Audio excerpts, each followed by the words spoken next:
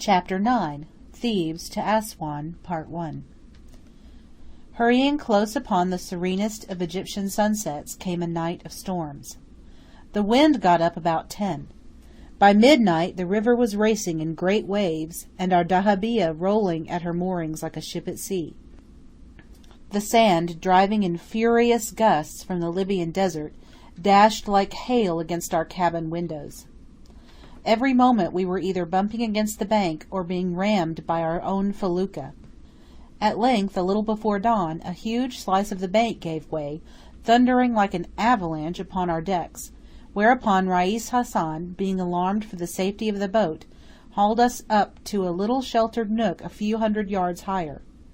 Taking it all together, we had not had such a lively night since leaving Beni Suef. The lookout next morning was dismal, the river running high in yeasty waves, the boats all huddled together under the shore, the western bank hidden in clouds of sand. To get under way was impossible, for the wind was dead against us, and to go anywhere by land was equally out of the question. Karnak in a sandstorm would have been grand to see, but one would have needed a diving helmet to preserve eyes and ears from destruction. Towards afternoon the fury of the wind so far subsided that we were able to cross the river and ride to Medinet Habu and the Ramesseum. As we achieved only a passing glimpse of these wonderful ruins, I will for the present say nothing about them. We came to know them so well hereafter that no mere first impression would be worth record. A light but fitful breeze helped us on next day as far as Erment, the Ptolemaic Ermenthus, once the site of a goodly temple, now of an important sugar factory. Here we moored for the night, and after dinner received a visit of ceremony from the Bey, a tall, slender, sharp-featured, bright-eyed man in European dress, remarkably dignified and well-bred, who came attended by his secretary, Kawas, and pipe-bearer. Now the Bey of Erment is a great personage in these parts. He is governor of the town as well as superintendent of the sugar factory, holds a military command, has his palace and gardens close by, and his private steamer on the river, and is, like most high officials in Egypt, a Turk of distinction. The secretary, who is the Bey's younger brother, wore a brown Inverness cape over a long white petticoat, and left his slippers at the saloon door. He sat all the time with his toes curiously doubled under, so that his feet looked like clenched fists in stockings. Both gentlemen wore tarbooshes, and carried visiting canes. The visiting cane, by the way, plays a conspicuous part in modern Egyptian life. It measures about 2½ feet in length, is tipped at both ends with gold or silver, and is supposed to add the last touch of elegance to the bearer. We entertained our guests with coffee and lemonade, and, as well as we could, with conversation. The Bey, who spoke only Turkish and Arabic, gave a flourishing account of the sugar works and dispatched his pipe-bearer for a bundle of fresh canes, and some specimens of raw and candied sugars. He said he had an English foreman and several English workmen, and that for the English as a nation he had the highest admiration and regard, but that the Arabs had no heads. To our inquiries about the ruins his replies were sufficiently discouraging. Of the large temple every vestige had long since disappeared, while of the smaller one only a few columns and part of the walls were yet standing. They lay out beyond the town and a long way from the river. There was very little to see. It was all saghir, small, mushtaib, bad, not worth the trouble of the walk. As for antikas, they were rarely found here, and when found were of slight value. A scarab which he wore in a ring was then passed round and admired. It fell to our little lady's turn to examine it last, and restore it to the owner. But the owner, with a bow and deprecating gesture, would have none of it. The ring was a toy, a nothing, the lady's, his no longer. She was obliged to accept it, however unwillingly. To decline would have been to offend. But it was the way in which the thing was done that made the charm of this little incident. The grace, the readiness, the courtesy, the lofty indifference of it, were alike admirable. Macready in his best days could have done it with as princely an air, but even he would probably have missed something of the oriental reticence of the Bey of Erment. He then invited us to go over the sugar factory, which we declined on account of the lateness of the hour, and presently took his leave. About 10 minutes after came a whole posse of presents: 3 large bouquets of roses for the Citat ladies, 2 scarabei, a small funereal statuette in the rare green porcelain, and a live turkey. We in return sent a complicated English knife with all sorts of blades, and some pots of English jam. The wind rose next morning with the sun, and by breakfast time we had left Erment far behind. All that day the good breeze served us well. The river was alive with cargo boats. The Philae put on her best speed, the little Bagstones kept up gallantly, and the Fostet, a large iron dahabeah full of English gentlemen, kept us close company all the afternoon. We were all alike bound for Esneh, which is a large trading town, and lies 26 miles south of Erment. Now, at Esneh, the men were to bake again. Great, therefore, was Rais Hassan's anxiety to get in first, secure the oven, and buy the flour before dusk. The Rais of the Fostet and he of the Bagstones were equally anxious, and for the same reasons. Our men, meanwhile, were wild with excitement, watching every manoeuvre of the other boats, hanging on to the shogghul like a swarm of bees, and obeying the word of command with unwonted alacrity. As we neared the goal, the race grew hotter. The honour of the boats was at stake, and the bread question was, for the moment, forgotten.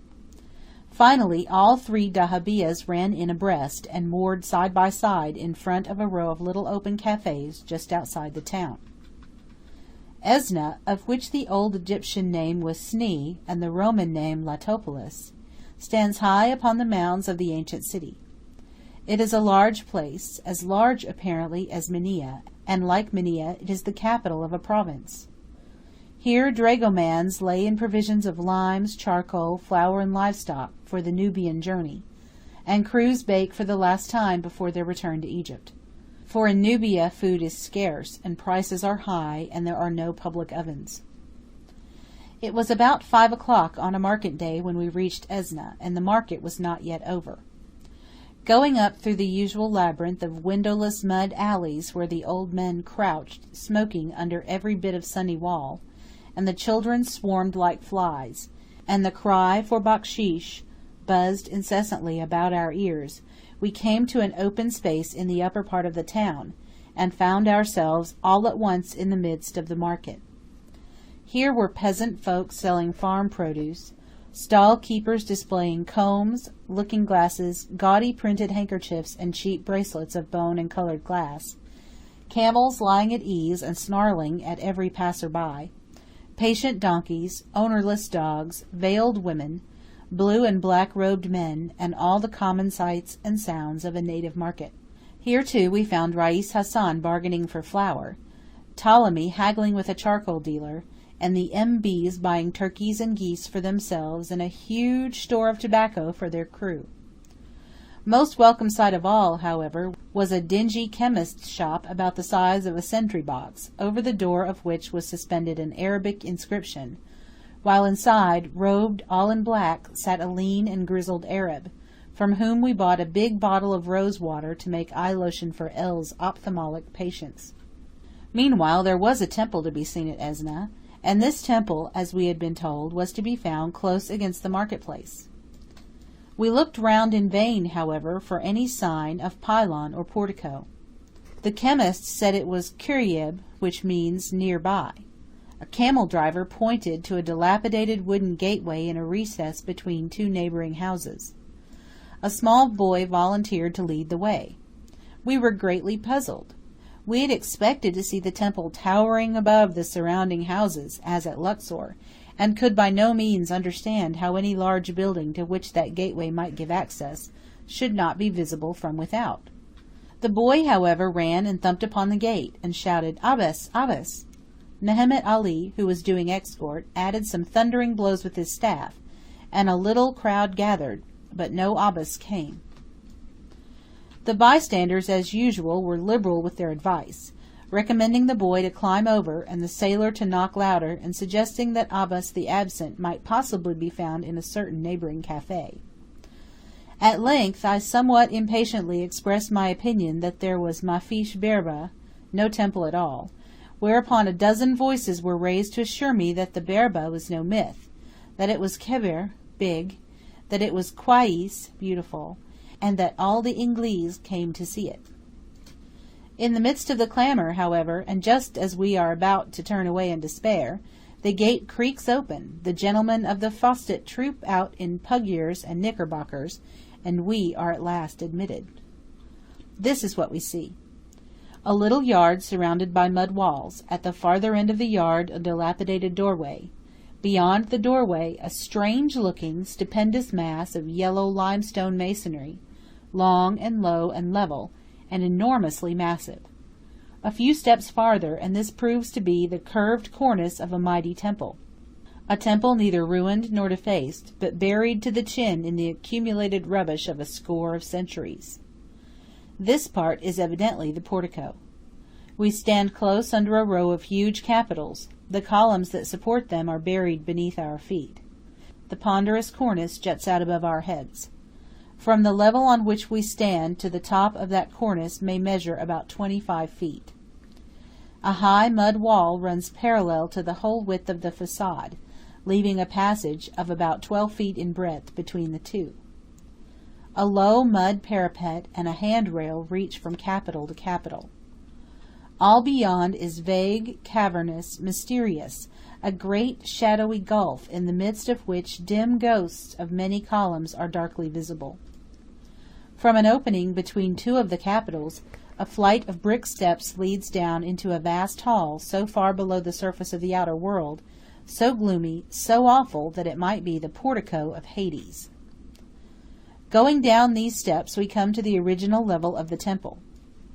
We tread the ancient pavement. We look up to the massive ceiling, recessed and sculptured and painted like the ceiling at Denderah. We could almost believe, indeed, that we are again standing in the portico of Denderah. The number of columns is the same. The arrangement of the intercolumnar screen is the same. The general effect and the main features of the plan are the same. In some respects, however, Esneh is even more striking. The columns, though less massive than those of Denderah, are more elegant and look loftier. Their shafts are covered with figures of gods and emblems and lines of hieroglyphed inscription, all cut in low relief. Their capitals, in place of the huge draped Hathor heads of Denderah, are studied from natural forms, from the lotus lily, the papyrus blossom, the plummy date palm. The wall sculpture, however, is inferior to that at Denderah, and immeasurably inferior to the wall sculpture at Karnak. The figures are of the meanest Ptolemaic type, and all of one size. The inscriptions, instead of being grouped wherever there happened to be space, and so producing the richest form of wall decoration ever devised by man, are disposed of in symmetrical columns, the effect of which, when compared with the florid style of Karnak, is as the methodical neatness of an engrossed deed to the splendid freedom of an illuminated manuscript. The steps occupy the place of the great doorway. The jambs and part of the cornice, the intercolumnar screen, the shafts of the columns under whose capitals we came in, are all there, half projecting from and half embedded in the solid mound beyond. The light, however, comes in from so high up and through so narrow a space that one's eyes need to become accustomed to the darkness before any of these details can be distinguished. Then, by degrees, forms of deities, familiar and unfamiliar, emerge from the gloom. Chapter 9 Thebes to Aswan, Part 2. The temple is dedicated to Khnum or Kneph, the soul of the world, whom we now see for the first time. He is ram-headed and holds in his hand the Anka, or emblem of life. Another new acquaintance is Bes, the grotesque god of mirth and jollity. Two singular little erections, built between the columns to the right and left of the steps, next attract our attention. They are like stone sentry boxes. Each is in itself complete, with roof, sculptured cornice, doorway, and, if I remember rightly, a small square window in the side. The inscriptions upon two similar structures in the portico at Edfu show that the right-hand closet contained the sacred books belonging to the temple, while in the closet to the left of the main entrance the king underwent the ceremony of purification. It may, therefore, be taken for granted that these at Esna were erected for the same purpose. And now we look around for the next hall, and look in vain. The doorway which should lead to it is walled up. The portico was excavated by Muhammad Ali in 1842, not in any spirit of antiquarian zeal, but in order to provide a safe underground magazine for gunpowder. Up to that time, as may be seen by one of the illustrations to Wilkinson's Thebes and General View of Egypt, the interior was choked to within a few feet of the capitals of the columns, and used as a cotton store. Of the rest of the building nothing is known, nothing is visible. It is as large, probably, as Dendera or Edfu, and in as perfect preservation. So, at least, says local tradition, but not even local tradition can point to what extent it lies under the foundations of the modern houses that swarm about its roof. An inscription first observed by Champollion states that the sanctuary was built by Thutmose III. Is that antique sanctuary still there? Has the temple grown, step by step, under the hands of successive kings, as at Luxor? Or has it been re-edified ab ovo, as at Dendera? These are puzzling questions, only to be resolved by the demolition of a quarter of the town. Meanwhile, what treasures of sculptured history, what pictured chambers, what buried bronzes and statues may here wait the pick of the excavator? All next day, while the men were baking, the writer sat in a corner of the outer passage and sketched the portico of the temple. The sun rose upon the one horizon and set upon the other before that drawing was finished. Yet for scarcely more than an hour did it light up the front of the temple. At about 9:30 a.m. it first caught the stone fillet at the angle. Then, one by one, each massy capital became outlined with a thin streak of gold. As this streak widened, the cornice took fire, and presently the whole stood out in light against the sky.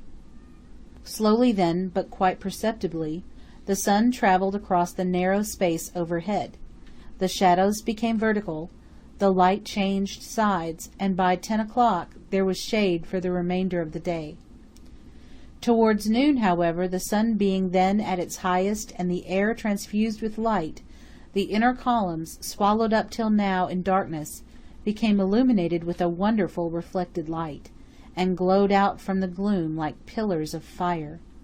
Never go on shore without an escort is one of the rules of Nile life, and Salome has by this time become my exclusive property. He is a native of Aswan, young, active, intelligent, full of fun, hot-tempered withal, and as thorough a gentleman as I have ever had the pleasure of knowing.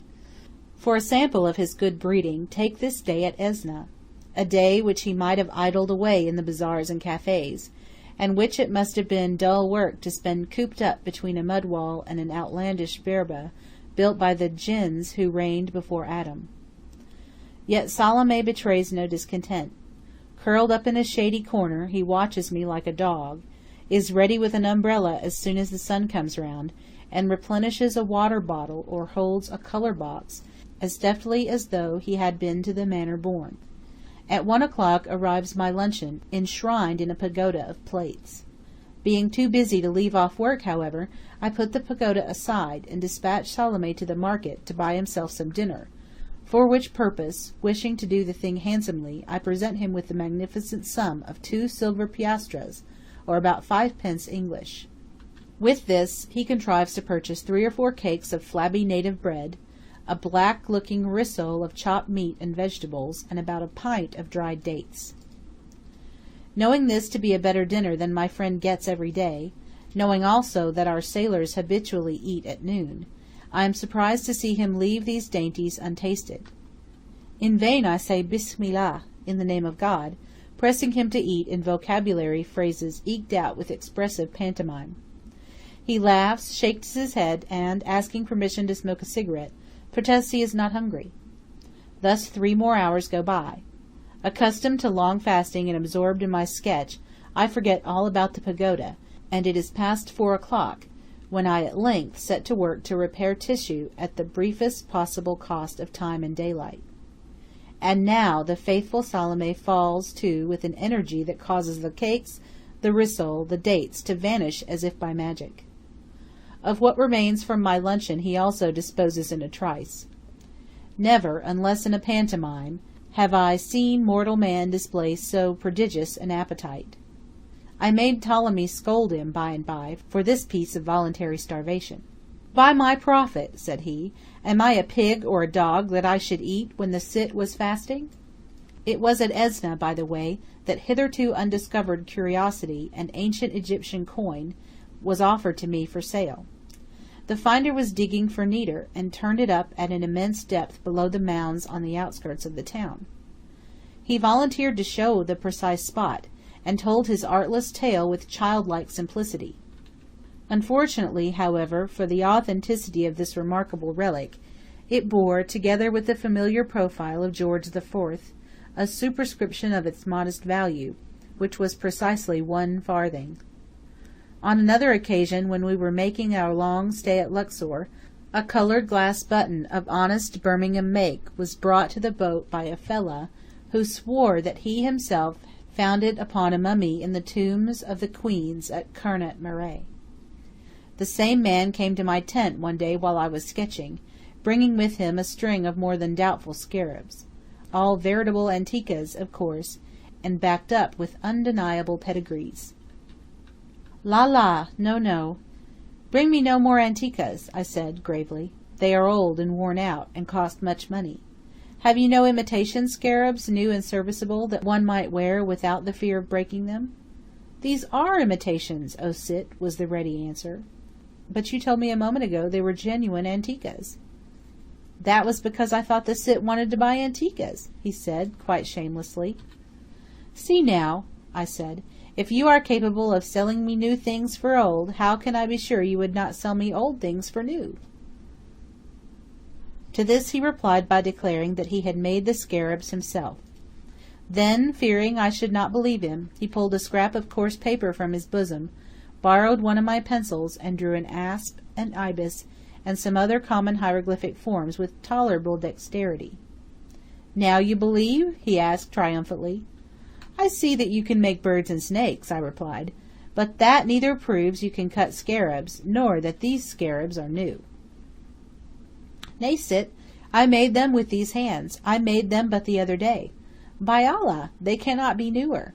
Here Ptolemy interposed. In that case, he said, they are too new, and will crack before a month is over. The cit would do better to buy some that are well seasoned. Our honest fellow touched his brow and breast. Now in strict truth, O dragoman, he said, with an air of the most engaging candour, these scarabs were made at the time of the inundation. They are new, but not too new. They are thoroughly seasoned. If they crack, you shall denounce me to the governor, and I will eat stick for them. Now it has always seemed to me that the most curious feature in this little scene was the extraordinary simplicity of the Arab. With all his cunning, with all his disposition to cheat, he suffered himself to be turned inside out as unsuspiciously as a baby. It never occurred to him that his untruthfulness was being put to the test, or that he was committing himself more and more deeply with every word he uttered. The fact is, however, that the fellah is half a savage. Notwithstanding his mendicity, and it must be owned that he is the most brilliant liar under heaven, he remains a singularly transparent piece of humanity, easily amused, easily deceived, easily angered, easily pacified. He steals a little, cheats a little, lies a great deal, but on the other hand he is patient, hospitable, affectionate, trustful. He suspects no malice, and bears none. He commits no great crimes. He is incapable of revenge. In short, his good points outnumber his bad ones, and what man or nation need hope for a much better character? To generalize in this way may seem like presumption on the part of a passing stranger, yet it is more excusable as regards Egypt than it would be of any other equally accessible country. In Europe, and indeed in most parts of the East, one sees too little of the people to be able to form an opinion about them, but it is not so on the Nile. Cut off from hotels, from railways, from Europeanized cities, you are brought into continual intercourse with natives. The sick who come to you for medicines, the country gentlemen and government officials who visit you on board your boat and entertain you on shore, your guides, your donkey boys, the very dealers who live by cheating you, furnish endless studies of character, and teach you more of Egyptian life than all the books of Nile travel that were ever written. Then your crew, part Arab, part Nubian, are a little world in themselves. One man was born a slave and will carry the dealer's brand marks to his grave. Another has 2 children in Miss Whatley's school at Cairo. A third is just married and has left his young wife sick at home. She may be dead by the time he gets back, and he will hear no news of her meanwhile. So with them all. Each has his simple story, a story in which the local oppressor, the dreaded conscription, and the still more dreaded corvée form the leading incidents. The poor fellows are ready enough to pour out their hopes, their wrongs, their sorrows. Through sympathy with these, one comes to know the men, and through the men the nation. For the life of the Beled repeals itself with but little variation wherever the Nile flows and the Khedive rules. The characters are the same, the incidents are the same. It is only the mise en scene which varies. Chapter 9. Thebes to Aswan, Part 3. And thus it comes to pass that the mere traveller who spends but half a year on the Nile may, if he takes an interest in Egypt and the Egyptians, learn more of both in that short time than would be possible in a country less singularly narrowed in all ways, politically, socially, geographically. And this reminds me that the traveller on the Nile really sees the whole land of Egypt. Going from point to point in other countries, one follows a thin line of road, railway, or river, leaving wide tracts unexplored on either side. But there are few places in Middle or Upper Egypt, and none at all in Nubia, where one may not, from any moderate height, survey the entire face of the country from desert to desert. It is well to do this frequently. It helps one, as nothing else can help one, to an understanding of the wonderful mountain wastes through which the Nile has been scooping its way for uncounted cycles. And it enables one to realize what a mere slip of alluvial deposit is this famous land which is the gift of the river. A dull grey morning, a faint unfitful breeze, carried us slowly on our way from Esna to Edfu. The new bread, a heavy boatload when brought on board, lay in a huge heap at the end of the upper deck. It took 4 men 1 whole day to cut it up. Their incessant gabble drove us nearly distracted. "Uskut, Khalifa, uskut, Ali." "Silence, Khalifa, silence, Ali," Ptolemy would say from time to time. "You are not on your own deck. The Hawaji can neither read nor write for the clatter of your tongues." And then, for about a minute and a half, they would be quiet. But you could as easily keep a monkey from chattering as an Arab. Our men talked incessantly, and their talk was always about money. Listen to them when we might, such words as Kamsa Gurish, 5 piastres, Nus Real, half a dollar, Ethnin shilling, 2 shillings, were perpetually coming to the surface. We could never understand how it was that money, which played so small a part in their lives, could play so large a part in their conversation.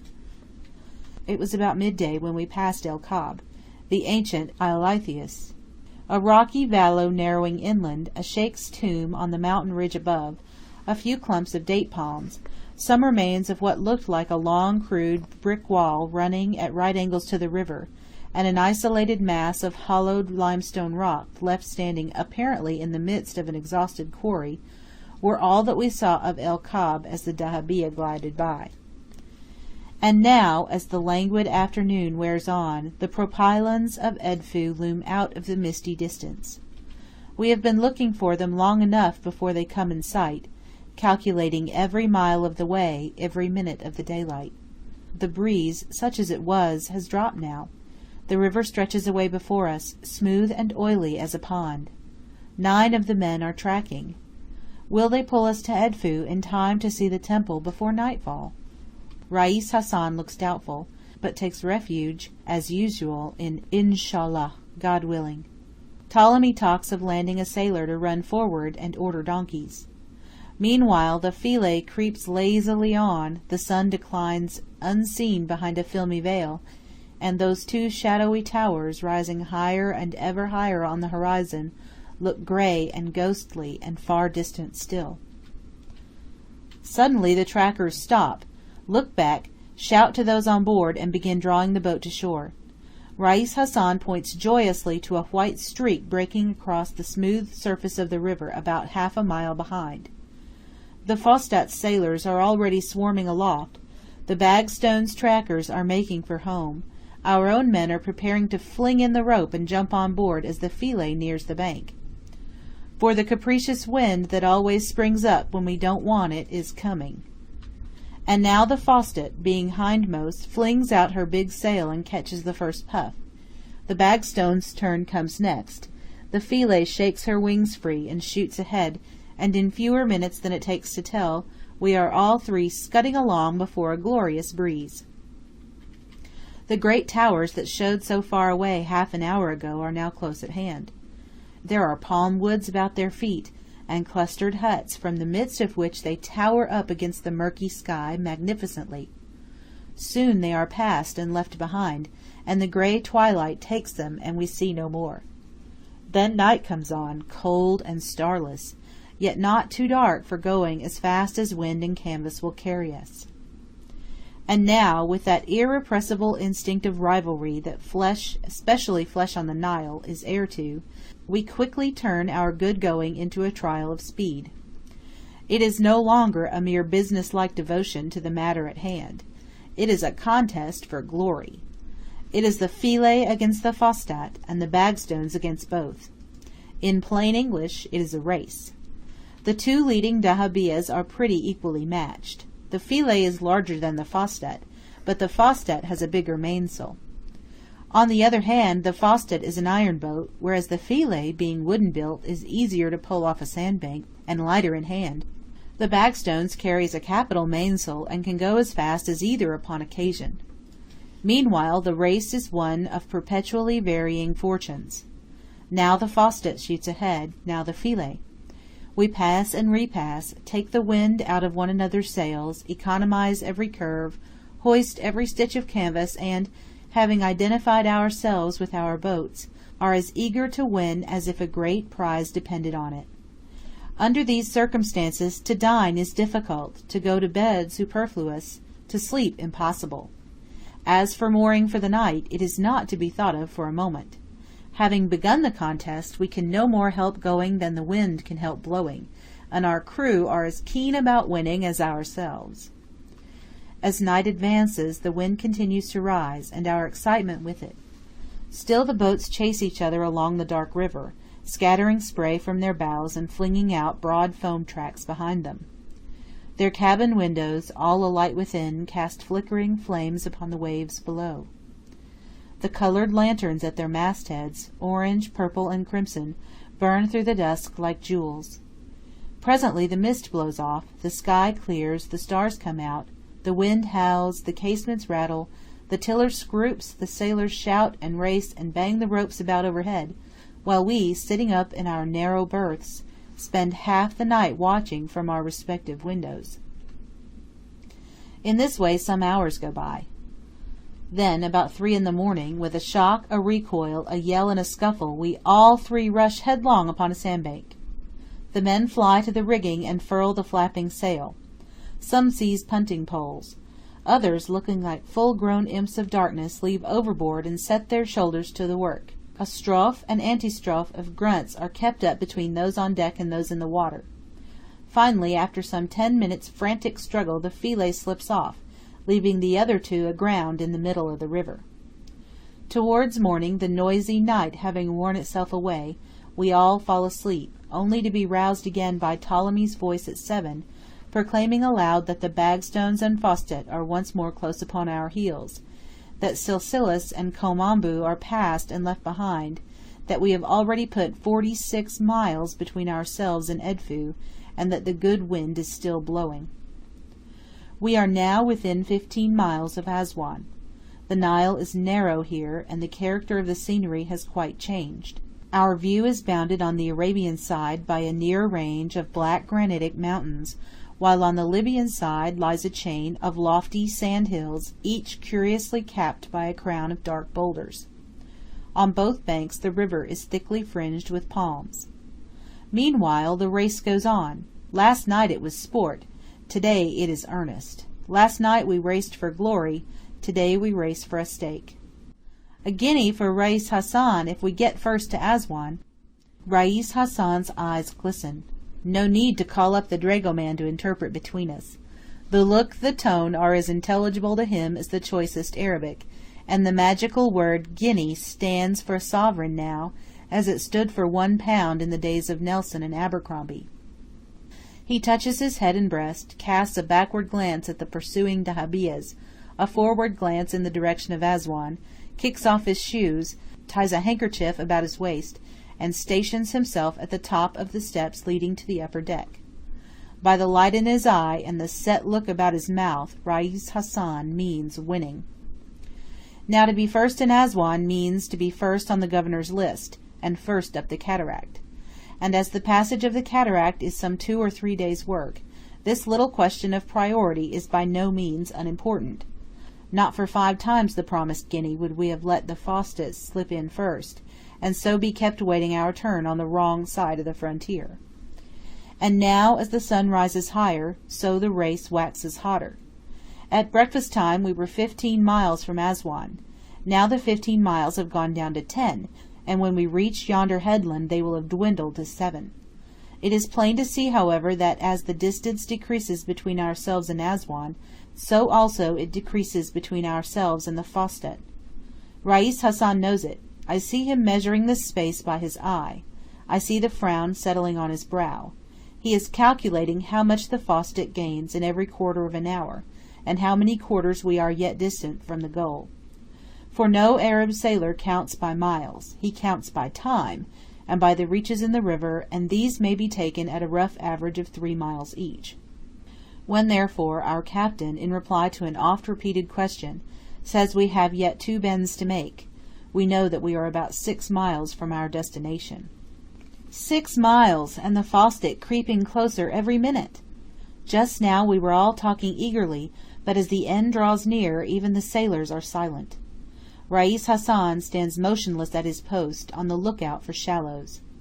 The words Shamal, Yemen, left, right, delivered in a short, sharp tone, are the only sounds he utters. The steersman, all eye and ear, obeys him like his hand.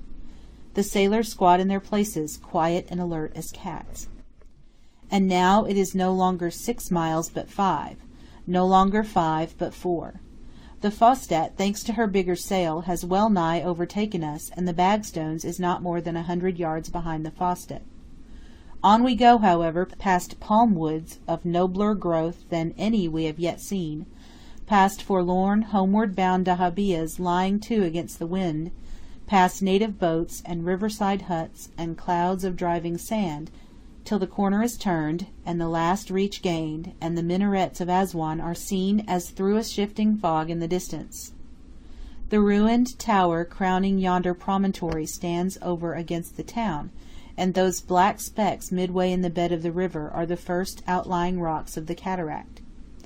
The channel there is hemmed in between reefs and sandbanks, and to steer it is difficult even in the calmest weather.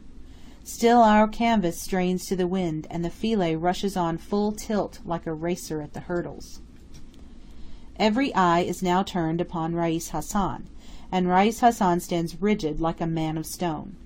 The rocks are close ahead, so close that we can see the breakers pouring over them, and the swirling eddies between.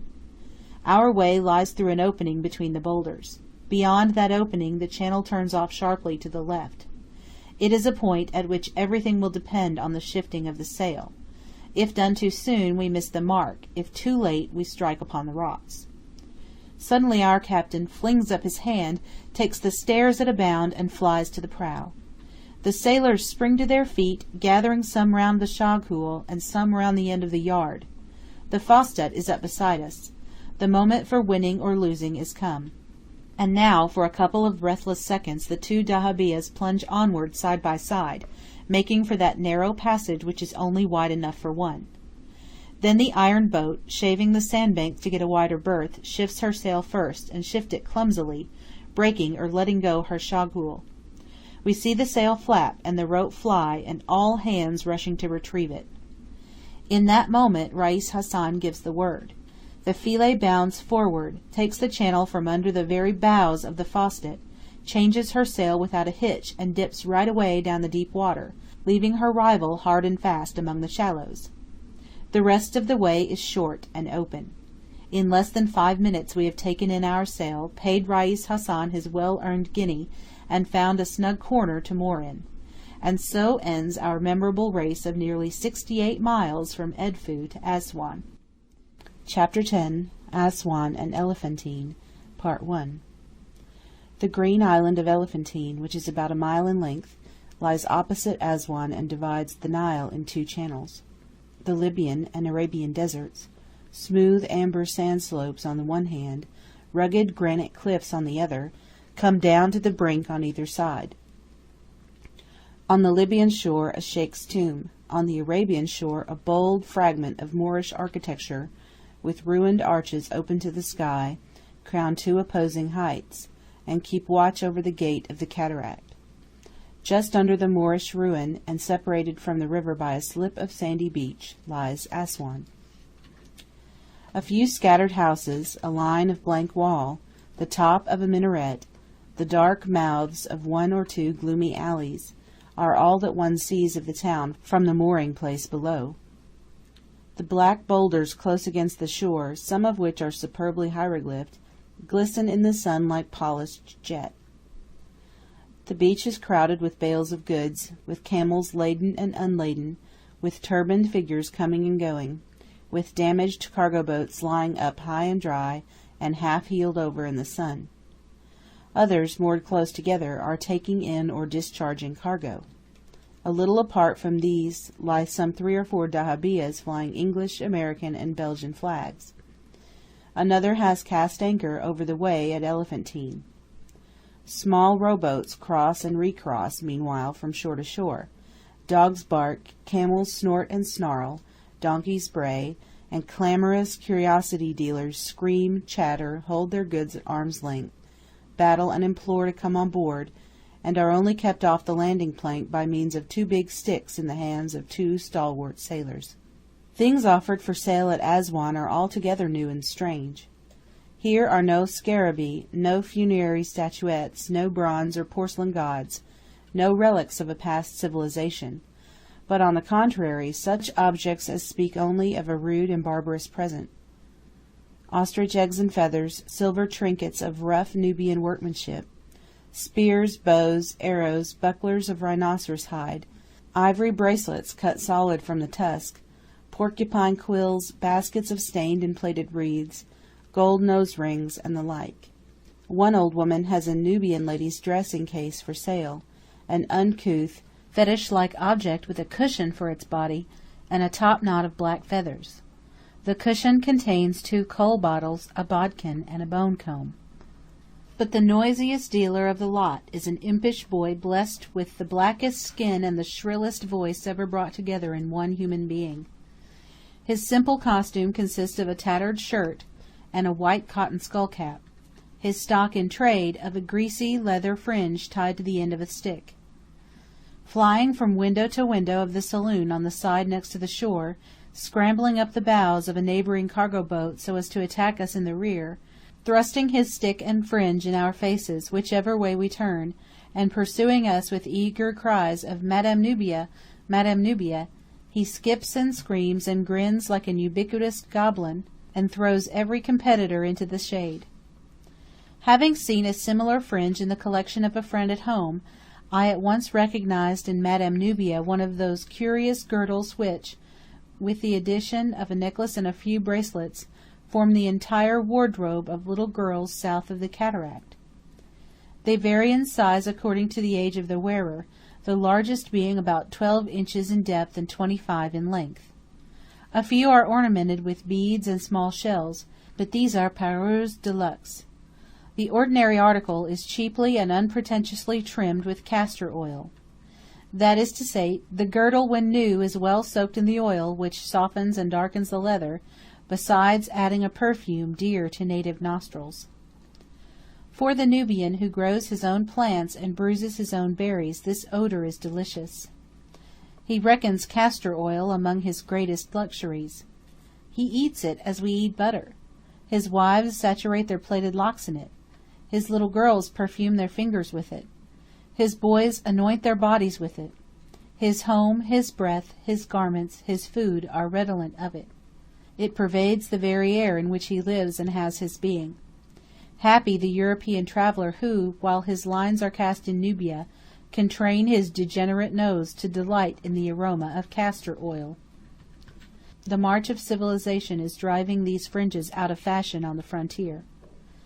At Aswan they are chiefly in demand among English and American visitors. Most people purchase a Madame Nubia for the entertainment of friends at home. L., who is given to vanities in the way of dress, bought one so steeped in fragrance that it scented the Philae for the rest of the voyage, and retains its odor to this day. Almost before the mooring rope was made fast, our painter, arrayed in a gorgeous keffiyeh, and armed with the indispensable visiting cane, had sprung ashore and hastened to call upon the governor.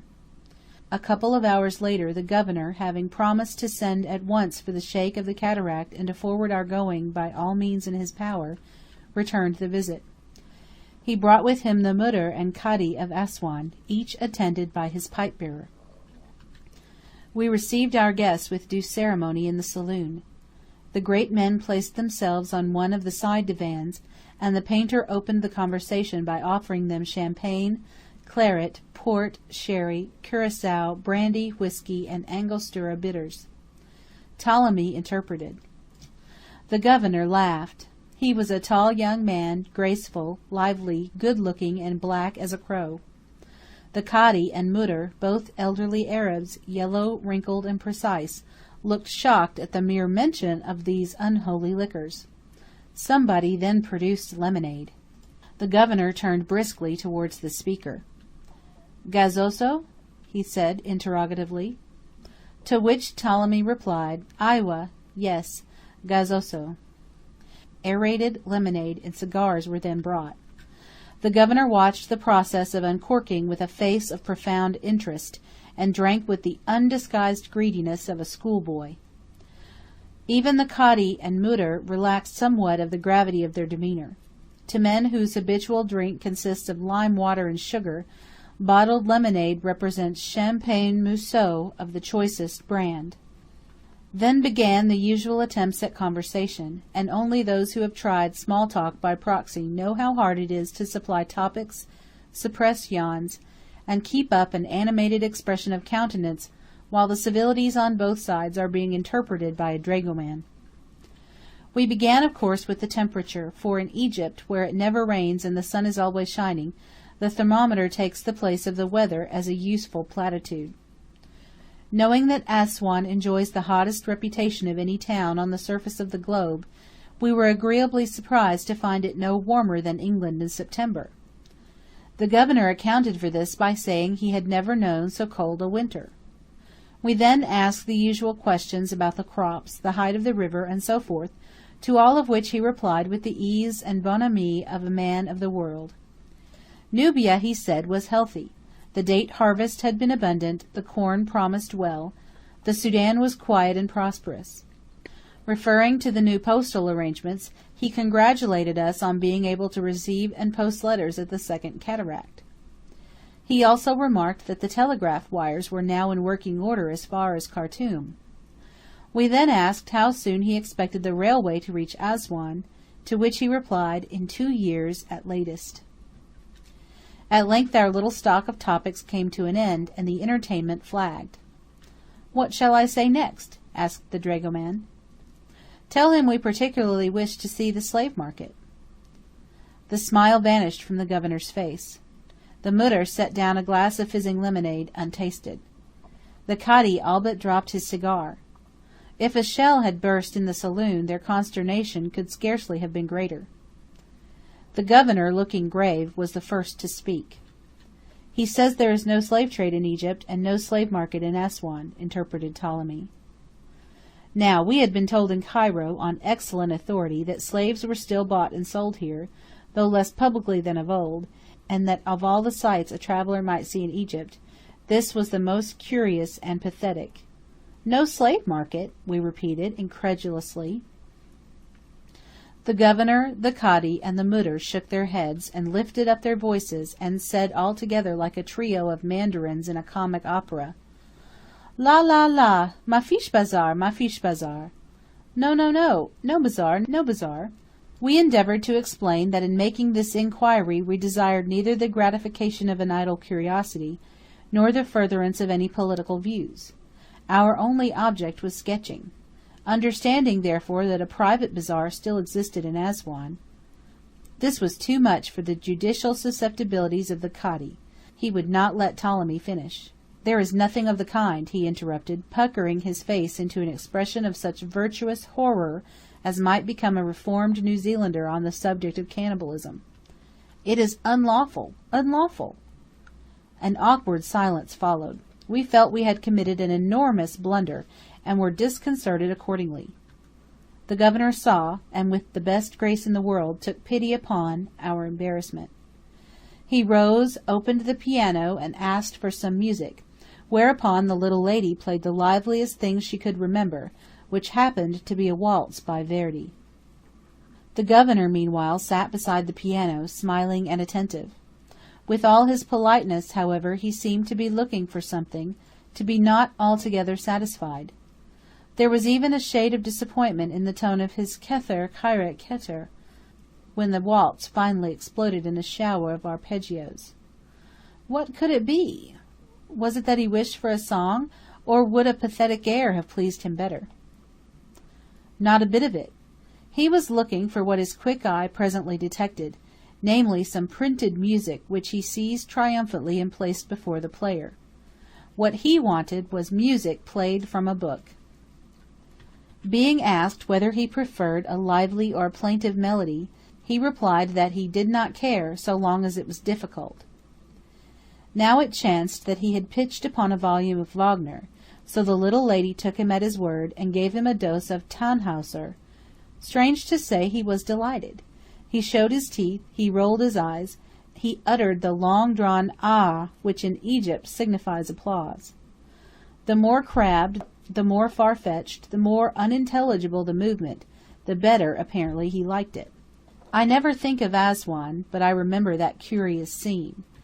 Our little lady at the piano, the black governor grinning in ecstasies close by, the Cadi in his magnificent shawl turban, the mutter half asleep, the air thick with tobacco smoke, and above all, dominant, tyrannous, overpowering, the clash and clang, the involved harmonies, and the multitudinous combinations of Tannhäuser. The linked sweetness of an Oriental visit is generally drawn out to a length that sorely tries the patience and politeness of European hosts. A native gentleman, if he has any business to attend to, gets through his work before noon, and has nothing to do but smoke, chat, and doze away the remainder of the day. For time, which hangs heavily on his hands, he has absolutely no value. His main object in life is to consume it, if possible, less tediously. He pays a visit, therefore, with the deliberate intention of staying as long as possible. Our guests on the present occasion remained the best part of 2 hours, and the governor, who talked of going to England shortly, asked for all our names and addresses that he might come and see us at home. Leaving the cabin, he paused to look at our roses, which stood near the door. We told him that they had been given to us by the Bey of Erment. "Do they grow at Erment?" he asked, examining them with great curiosity. "How beautiful! Why will they not grow in Nubia?" We suggested that the climate was probably too hot for them. He stopped, inhaling their perfume. He looked puzzled. "They are very sweet," he said.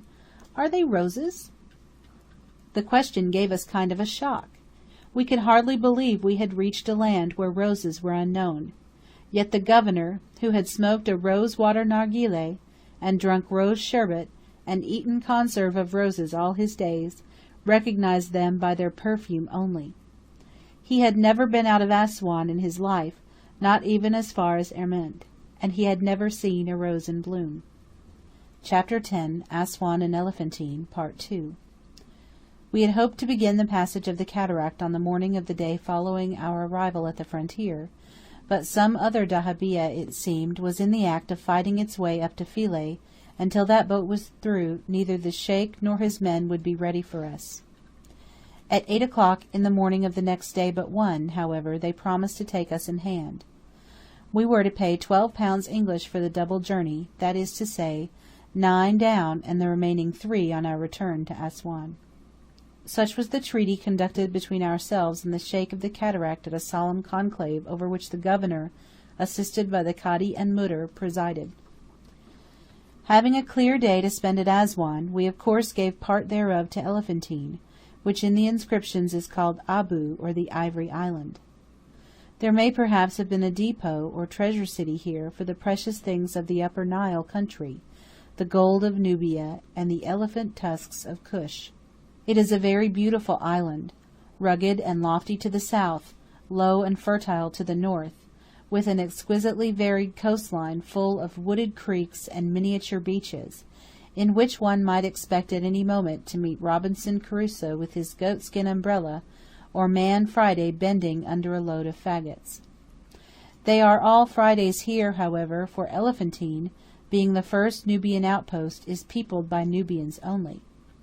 It contains 2 Nubian villages, and the mounds of a very ancient city, which was the capital of all Egypt under the Pharaohs of the 6th dynasty, being 3,000 and 4,000 years before Christ. 2 temples, one of which dated from the reign of Amenhotep III, were yet standing here some 70 years ago. They were seen by Belzoni in 1815, and had just been destroyed to build a palace and barracks when Champollion went up in 1829. A ruined gateway of the Ptolemaic period and a forlorn-looking sitting statue of Menephtah, the supposed pharaoh of the Exodus, alone remain to identify the sites on which they stood. Thick palm groves and carefully tilled patches of castor oil and cotton plants, lentils and durra, make green the heart of the island. The western shore is wooded to the water's edge. One may walk here in the shade at hottest noon, listening to the murmur of the cataract and seeking for wildflowers, which, however, would seem to blossom nowhere save in the sweet Arabic name of Jazeret el Zar, the Island of Flowers.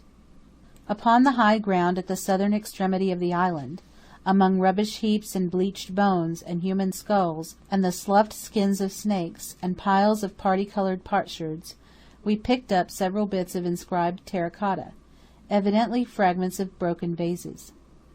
The writing was very faint, and in part obliterated. We could see that the characters were Greek, but not even our idle man was equal to making out a word of the sense.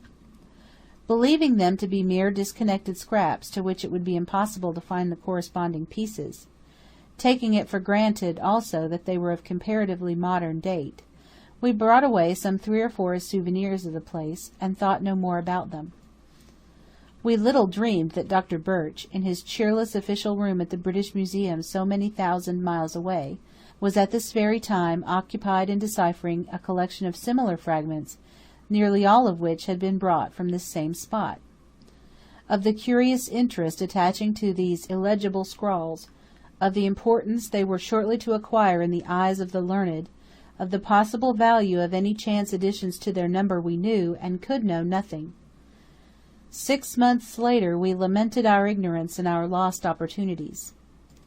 For the Egyptians, it seems, used potsherds instead of papyrus for short memoranda, and each of these fragments that we had picked up contained a record complete in itself. I fear we should have laughed if any one had suggested that they might be tax-gatherers' receipts. Yet that is just what they were, receipts for government dues collected on the frontier during the period of Roman rule in Egypt. They were written in Greek because the Romans deputed Greek scribes to perform the duties of this unpopular office, but the Greek is so corrupt and penmanship so clownly that only a few eminent scholars can read them. Not all the inscribed fragments found at Elephantine, however, were tax receipts or written in bad Greek. The British Museum contains several in the Demotic, or current script of the people, and a few more in the learned hieratic or priestly hand. The former have not yet been translated. They are probably business memoranda and short private letters of Egyptians of the same period. But how came these fragile documents to be preserved, when the city in which their writers lived and the temples in which they worshipped have disappeared and left scarce a trace behind? Who cast them down among the potsherds on this barren hillside? Are we to suppose that some kind of public record office once occupied the site, and that the receipts here stored were duplicates of those given to the payers? Or is it not even more probable that this place was the Monte Testaccio of the ancient city, to which all broken pottery, written as well as unwritten, found its way sooner or later? With the exception of a fine fragment of Roman quay near opposite Aswan, the ruined gateway of Alexandria and the battered statue of Meneptah are the only objects of archaeological interest on the island. But the charm of Elephantine is the everlasting charm of natural beauty, of rocks, of palm woods, of quiet waters.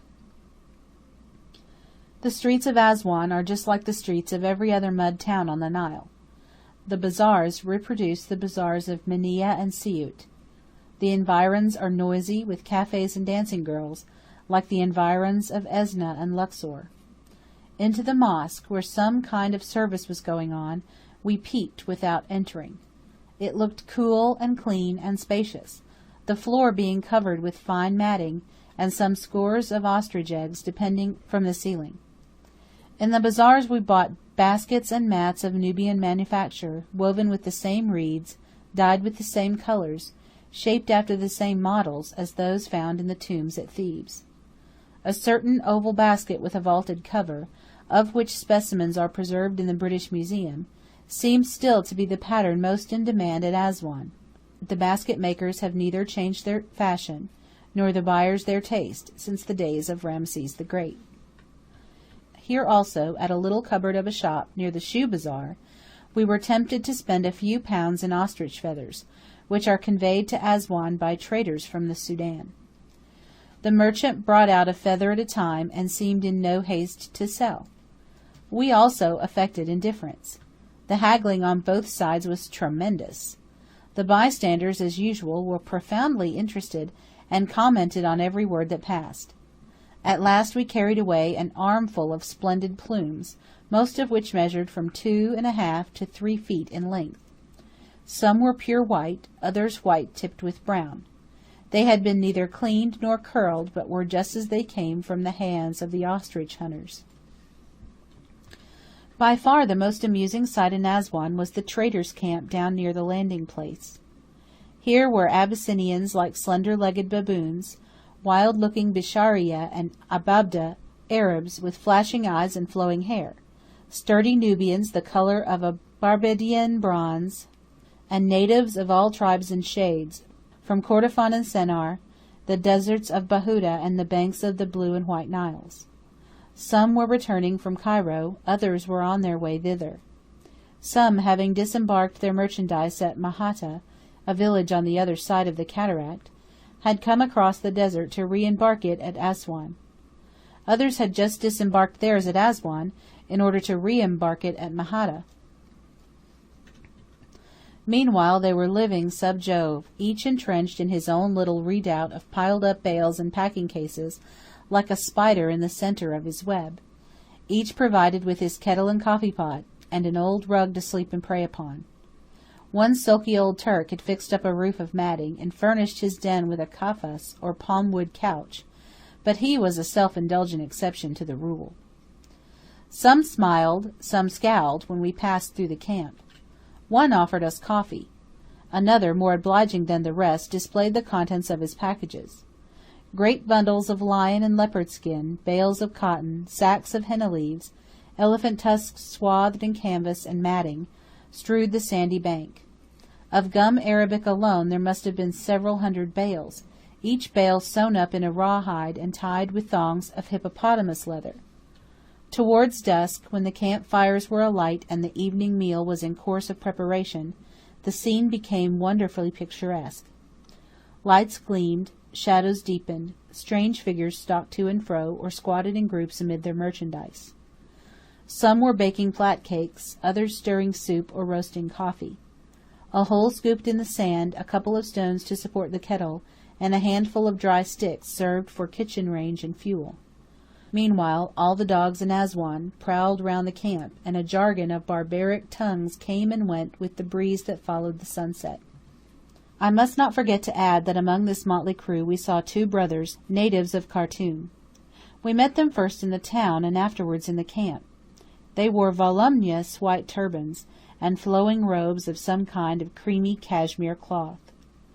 Their small proud heads and delicate aristocratic features were modelled on the purest Florentine type. Their eyes were long and liquid. Their complexions, free from any taint of Abyssinian blue or Nubian bronze, were intense, lustrously, magnificently black. We agreed that we had never seen two such handsome men. They were like young and beautiful Dantes carved in ebony, Dantes unembittered by the world, unsicklied by the pale cast of thought, and glowing with the life of the warm south. Having explored Elephantine and ransacked the bazaars, our party dispersed in various directions.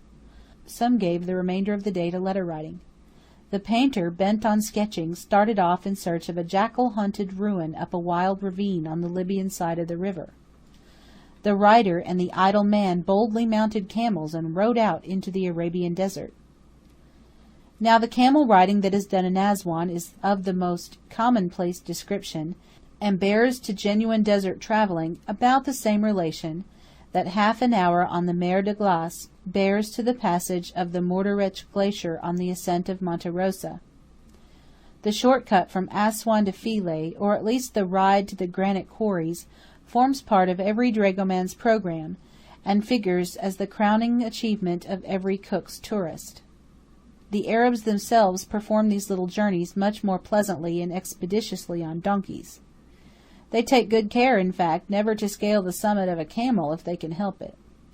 But for the impressionable traveller, the Aswan camel is de rigueur.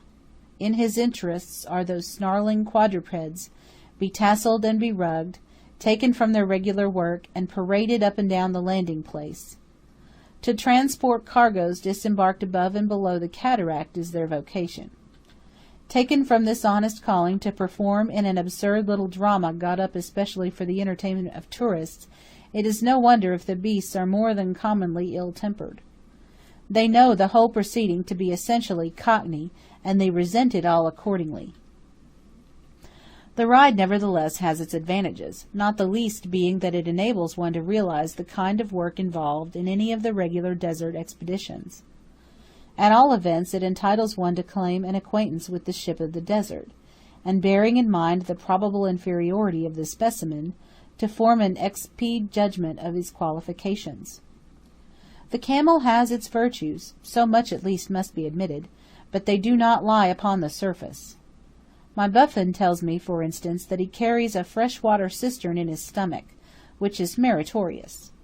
But the cistern ameliorates neither his gait nor his temper, which are abominable. Irreproachable as a beast of burden, he is open to many objections as a steed. It is unpleasant, in the first place, to ride an animal that not only objects to being ridden, but cherishes a strong personal antipathy to his rider. Such, however, is his amiable peculiarity. You know that he hates you from the moment you first walk round him, wondering where and how to begin the ascent of his hump.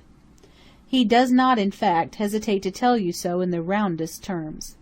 He swears freely while you are taking your seat, snarls if you but move in the saddle, and stares you angrily in the face if you attempt to turn his head in any direction save that which he himself prefers.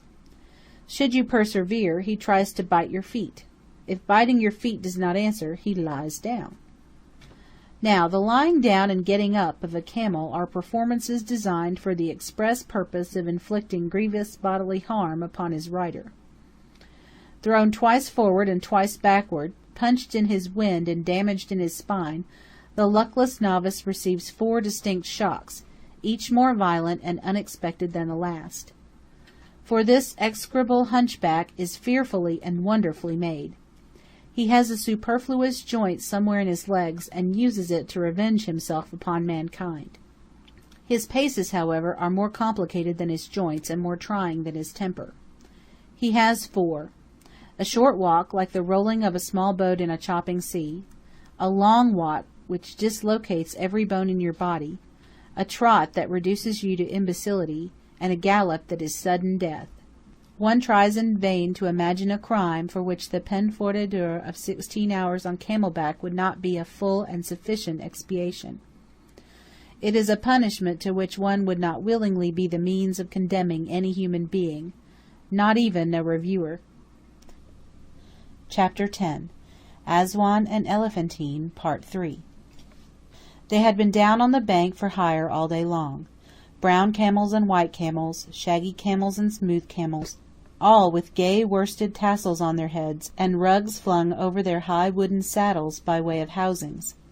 The gentlemen of the Fostet had ridden away hours ago, cross-legged and serene, and we had witnessed their demeanour with mingled admiration and envy. Now, modestly conscious of our own daring, we prepared to do likewise. It was a solemn moment when, having chosen our beasts, we prepared to encounter the unknown perils of the desert. What wonder if the happy couple exchanged an affecting farewell at parting? We mounted and rode away, two imps of darkness following at the heels of our camels, and Salome performing the part of bodyguard. Thus attended, we found ourselves pitched, swung, and rolled along at a pace that carried us rapidly up the slope, past a suburb full of cafes and grinning dancing girls, and out into the desert. Our way for the first half-mile or so lay among tombs. A great Mohammedan necropolis, part ancient, part modern, lies behind Aswan, and covers more ground than the town itself. Some scores of tiny mosques, each topped by its little cupola, and all more or less dilapidated, stand here amid a wilderness of scattered tombstones. Some are isolated, some grouped picturesquely together. Each covers, or is supposed to cover, the grave of a Muslim santon, but some are mere commemorative chapels dedicated to saints and martyrs elsewhere buried. Of simple headstones defaced, shattered, overturned, propped back to back on cairns of loose stones, or piled in broken and dishonoured heaps, there must be many hundreds. They are, for the most part, rounded at the top like ancient Egyptian stelae, and bear elaborately carved inscriptions, some of which are in the Kufic character and more than 1,000 years old. Seen when the sun is bending westward and the shadows are lengthening, there is something curiously melancholy and picturesque about this city of the dead in the dead desert. Leaving the tombs, we now strike off towards the left, bound for the obelisk in the quarry, which is the stock site of the place. The horizon beyond Aswan is bounded on all sides by rocky heights, bold and picturesque in form, yet scarcely lofty enough to deserve the name of mountains. The sandy bottom under our camels' feet is strewn with small pebbles, and tolerably firm. Clustered rocks of black and red granite profusely inscribed with hieroglyphed records crop up here and there, and serve as landmarks just where landmarks are needed. For nothing would be easier than to miss one's way among these tawny slopes, and to go wandering off, like lost Israelites, into the desert. Winding in and out among undulating hillocks and tracts of rolled boulders, we come at last to a little group of cliffs, at the foot of which our camels halt unbidden. Here we dismount, climb a short slope, and find the huge monolith at our feet.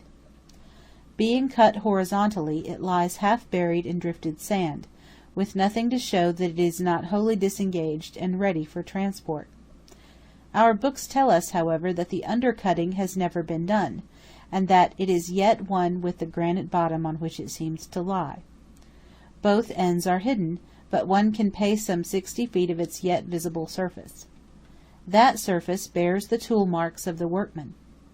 A slanting groove, pitted with wedge holes, indicates where it was intended to taper towards the top. Another shows where it was to be reduced at the side. Had it been finished, this would have been the largest obelisk in the world. The great obelisk of Queen Hatshepsut at Karnak, which, as its inscriptions record, came also from Aswan, stands 92 feet high, and measures 8 feet square at the base. But this which lies sleeping in the desert would have stood 95 feet in the shaft, and have measured over 11 feet square at the base. We can never know why it was left here, nor guess with what royal name it should have been inscribed. Had the king said in his heart that he would set up a mightier obelisk than was ever yet seen by eyes of men, and did he die before the block could be extracted from the quarry? Or were the quarrymen driven from the desert, and the Pharaoh from his throne, by the hungry hordes of Ethiopia, or Syria, or the islands beyond the sea?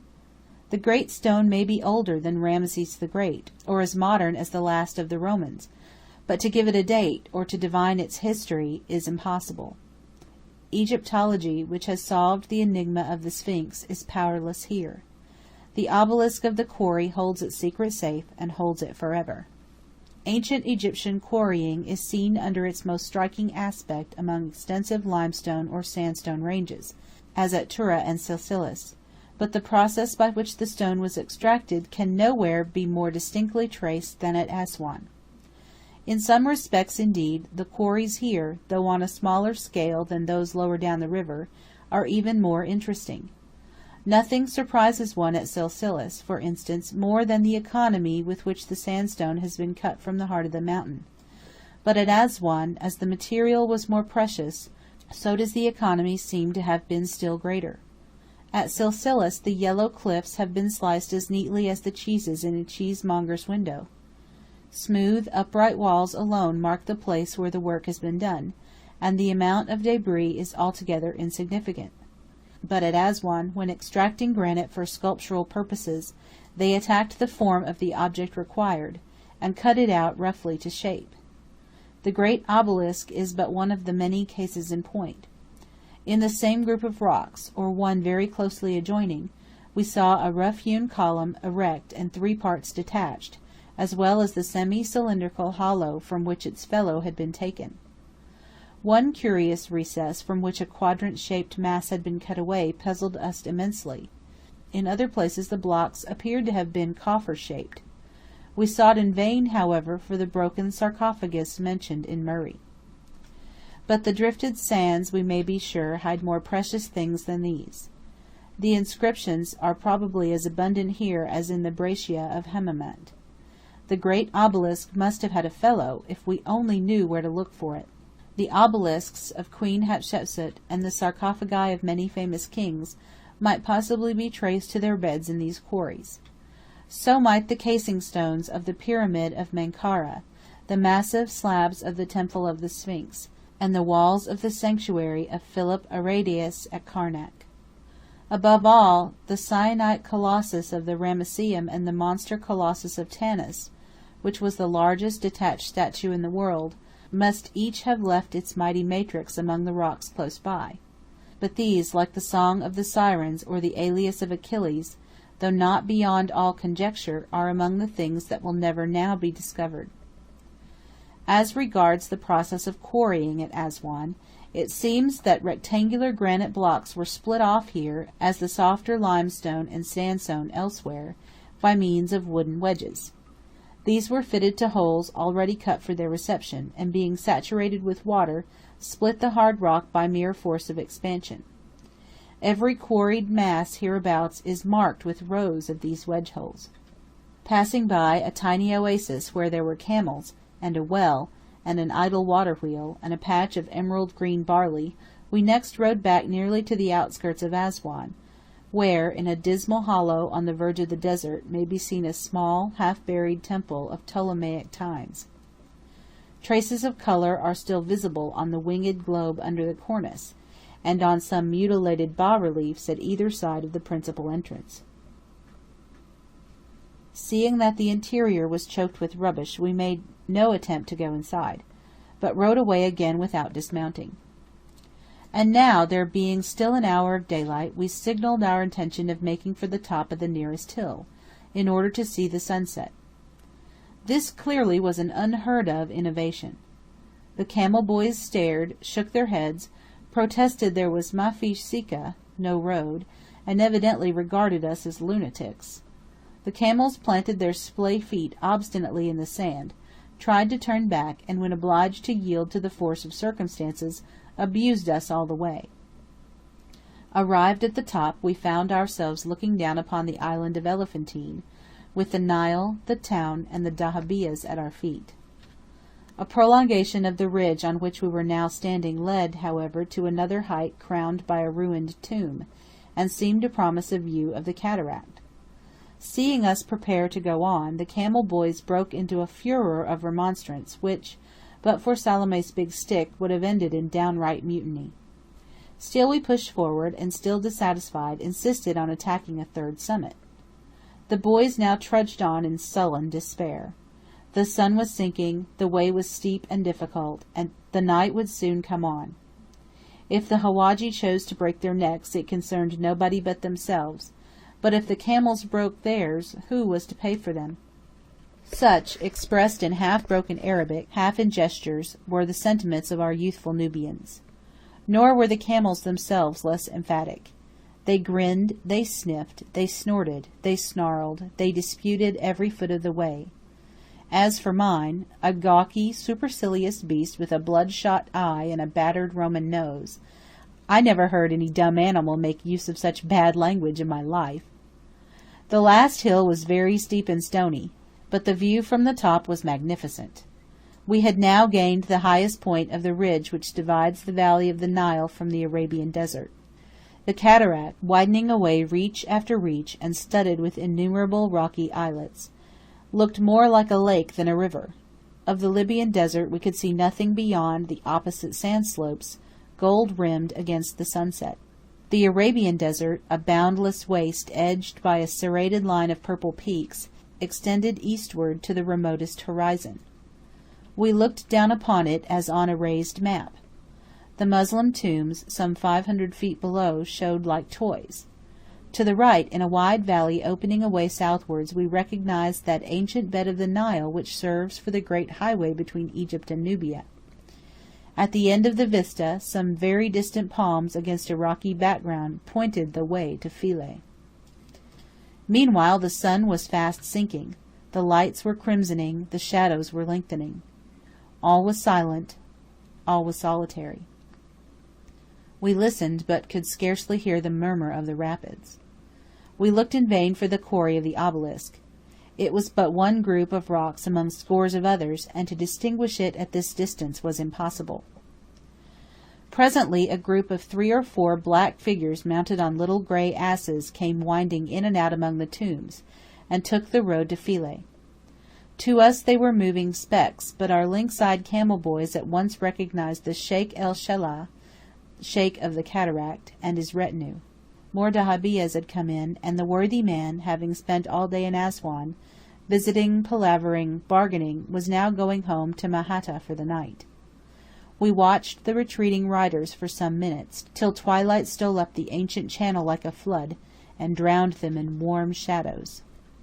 The afterglow had faded off the heights when we at length crossed the last ridge, descended the last hillside, and regained the level from which we had started. Here once more we met the Fostet party. They had ridden to Philae and back by the desert, and were apparently all the worse for wear. Seeing us, they urged their camels to a trot, and tried to look as if they liked it. The idle man and the rider wreathed their countenances in ghastly smiles, and did likewise. Not for worlds would they have admitted that they found the pace difficult. Such is the moral influence of the camel. He acts as a tonic, he promotes the Spartan virtues, and if not himself heroic, is at least the cause of heroism in others.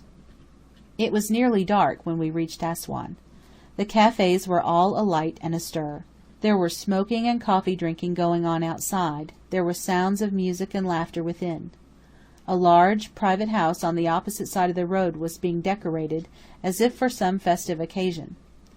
Flags were flying from the roof, and 2 men were busy putting up a gaily painted inscription over the doorway. Asking, as was natural, if there was a marriage or a fantasia afoot, it was not a little startling to be told that these were signs of mourning, and that the master of the house had died during the interval that elapsed between our riding out and riding back again. In Egypt, where the worship of ancestry and the preservation of the body were once among the most sacred duties of the living, they now make short work with their dead. He was to be buried, they said, tomorrow morning, 3 hours after sunrise. Chapter 10. The Cataract and the Desert, Part 1.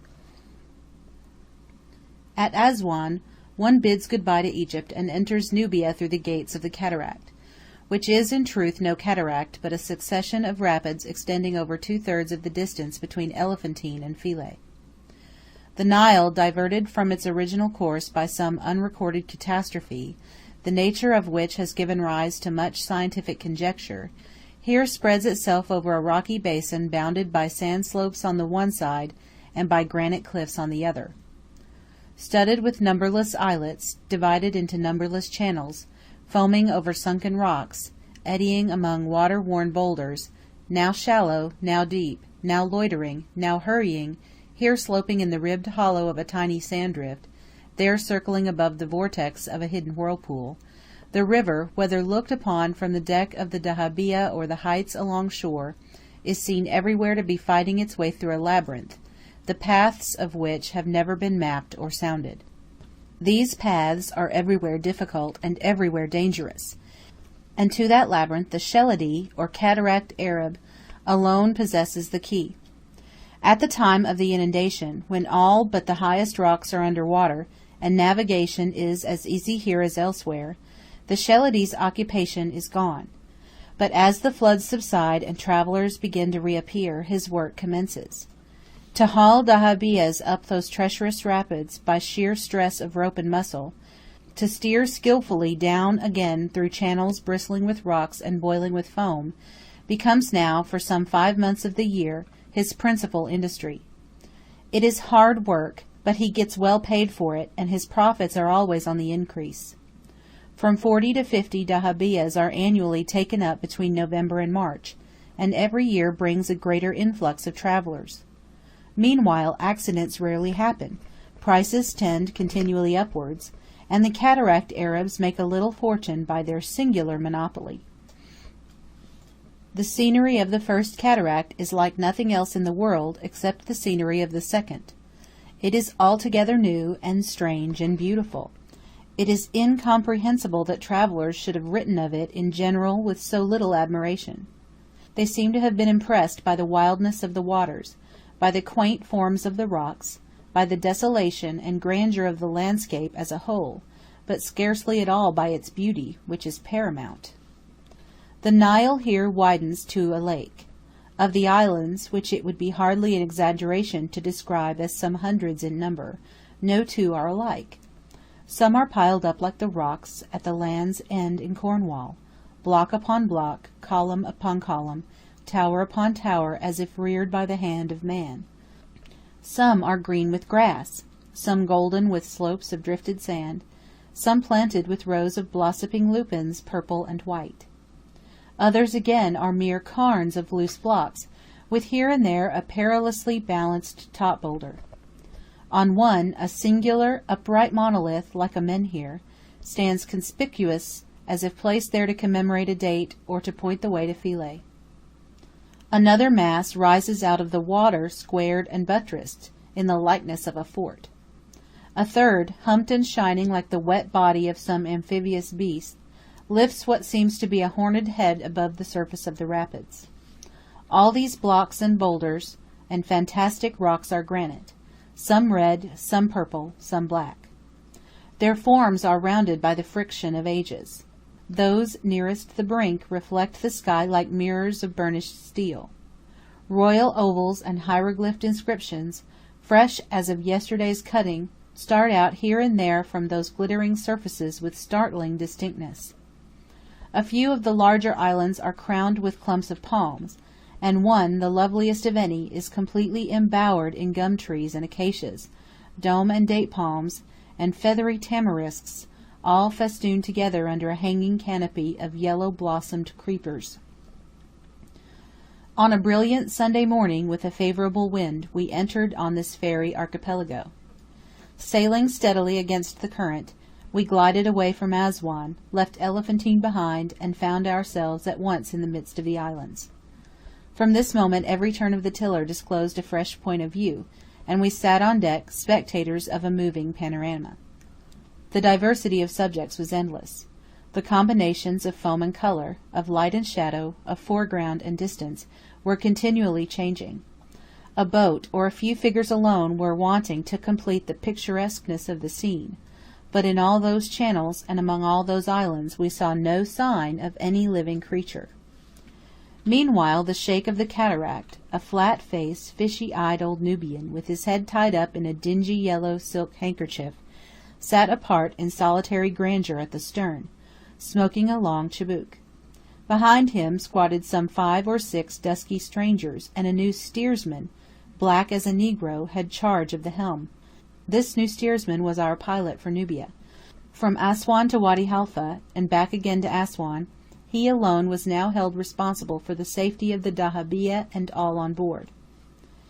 At length a general stir among the crew warned us of the near neighbourhood of the first rapid. Straight ahead, as if ranged along the dyke of a weir, a chain of small islets barred the way, while the current, divided into 3 or 4 headlong torrents, came rushing down the slope and reunited at the bottom in one tumultuous race. That we should ever get the Philae up that hill of moving water seemed at first sight impossible. Still our steersman held on his course, making for the widest channel. Still the Sheikh smoked imperturbably. Presently, without removing the pipe from his mouth, he delivered the one word, "Row!" forward. Instantly, evoked by his nod, the rocks swarmed with natives. Hidden till now in all sorts of unseen corners, they sprang out shouting, gesticulating, laden with coils of rope, leaping into the thick of the rapids, splashing like water dogs, bobbing like corks, and making as much show of energy as if they were going to haul us up Niagara. The thing was evidently a coup de théâtre, like the apparition of Clan Alpine's warriors in the Donna del Lago, with baksheesh in the background. The scene that followed was curious enough.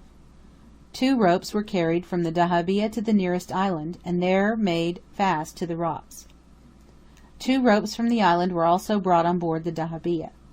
A double file of men on deck, and another double file on shore, then ranged themselves along the ropes. The Sheikh gave the signal, and, to a wild chanting accompaniment and a movement like a barbaric Sir Roger de Coverley dance, a system of double hauling began, by means of which the huge boat slowly and steadily ascended. We may have been a quarter of an hour going up the incline, though it seemed much longer. Meanwhile, as they warmed to their work, the men chanted louder and pulled harder, till the boat went in at last with a rush, and swung over into a pool of comparatively smooth water. Having moored here for an hour's rest, we next repeated the performance against a still stronger current a little higher up. This time, however, a rope broke. Down went the haulers like a row of cards suddenly tipped over. Round swung the Philae, receiving the whole rush of the current on her beam. Luckily for us, the other rope held fast against the strain. Had it also broken, we must have been wrecked then and there ignominiously. Chapter 10 The Cataract and the Desert, Part 2. Our Nubian auxiliaries struck work after this. Fate, they said, was adverse, so they went home, leaving us moored for the night in the pool at the top of the first rapid. The Sheikh promised, however, that his people should begin work next morning at dawn, and get us through before sunset. Next morning came, however, and not a man appeared upon the scene.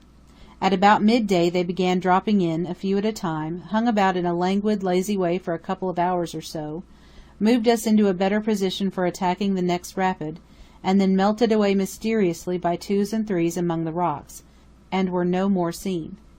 We now felt that our time and money were being recklessly squandered, and we resolved to bear it no longer. Our painter therefore undertook to remonstrate with the Sheikh, and to convince him of the error of his ways. The Sheikh listened, smoked, shook his head, replied that in the Cataract, as elsewhere, there were lucky and unlucky days, days when men felt inclined to work, and days when they felt disinclined. Today, as it happened, they felt disinclined. Being reminded that it was unreasonable to keep us 3 days going up 5 miles of river, and that there was a governor at Aswan to whom we should appeal tomorrow unless the work went on in earnest, he smiled, shrugged his shoulders, and muttered something about destiny. Now the painter, being of practical turn, had compiled for himself a little vocabulary of choice Arabic maledictions, which he carried in his notebook for reference when needed. Having no faith in its possible usefulness, we were amused by the industry with which he was constantly adding to this collection. We looked upon it, in fact, as a harmless pleasantry, just as we looked upon his pocket revolver, which was never loaded, or his brand-new fowling piece, which he was never known to fire. But the Sheikh of the Cataract had gone too far. The fatuity of that smile would have exasperated the meekest of men, and our painter was not the meekest of men. So he whipped out his pocketbook, ran his finger down the line, and delivered an appropriate quotation. His accent may not have been faultless, but there could be no mistake as to the energy of his style or the vigor of his language. The effect of both was instantaneous. The Sheikh sprang to his feet as if he had been shot, turned pale with rage under his black skin, vowed the Philae might stay where she was till doomsday, for aught that he or his men would do to help her a foot farther, bounded into his own rickety sandal and rode away, leaving us to our fate. We stood aghast. It was all over with us. We should never see Abu Simbel now, never write our names on the book of the Abusir, nor slake our thirst with the waters of the Second Cataract. What was to be done? Must the Sheikh be defied or propitiated? Should we appeal to the governor, or should we immolate the painter? The majority were for immolating the painter. We went to bed that night despairing, but lo, next morning at sunrise appeared the Sheikh of the Cataract, all smiles, all activity, with no end of ropes and a force of 200 men. We were his dearest friends now. The painter was his brother. He had called out the ban and arriere ban of the Cataract in our service.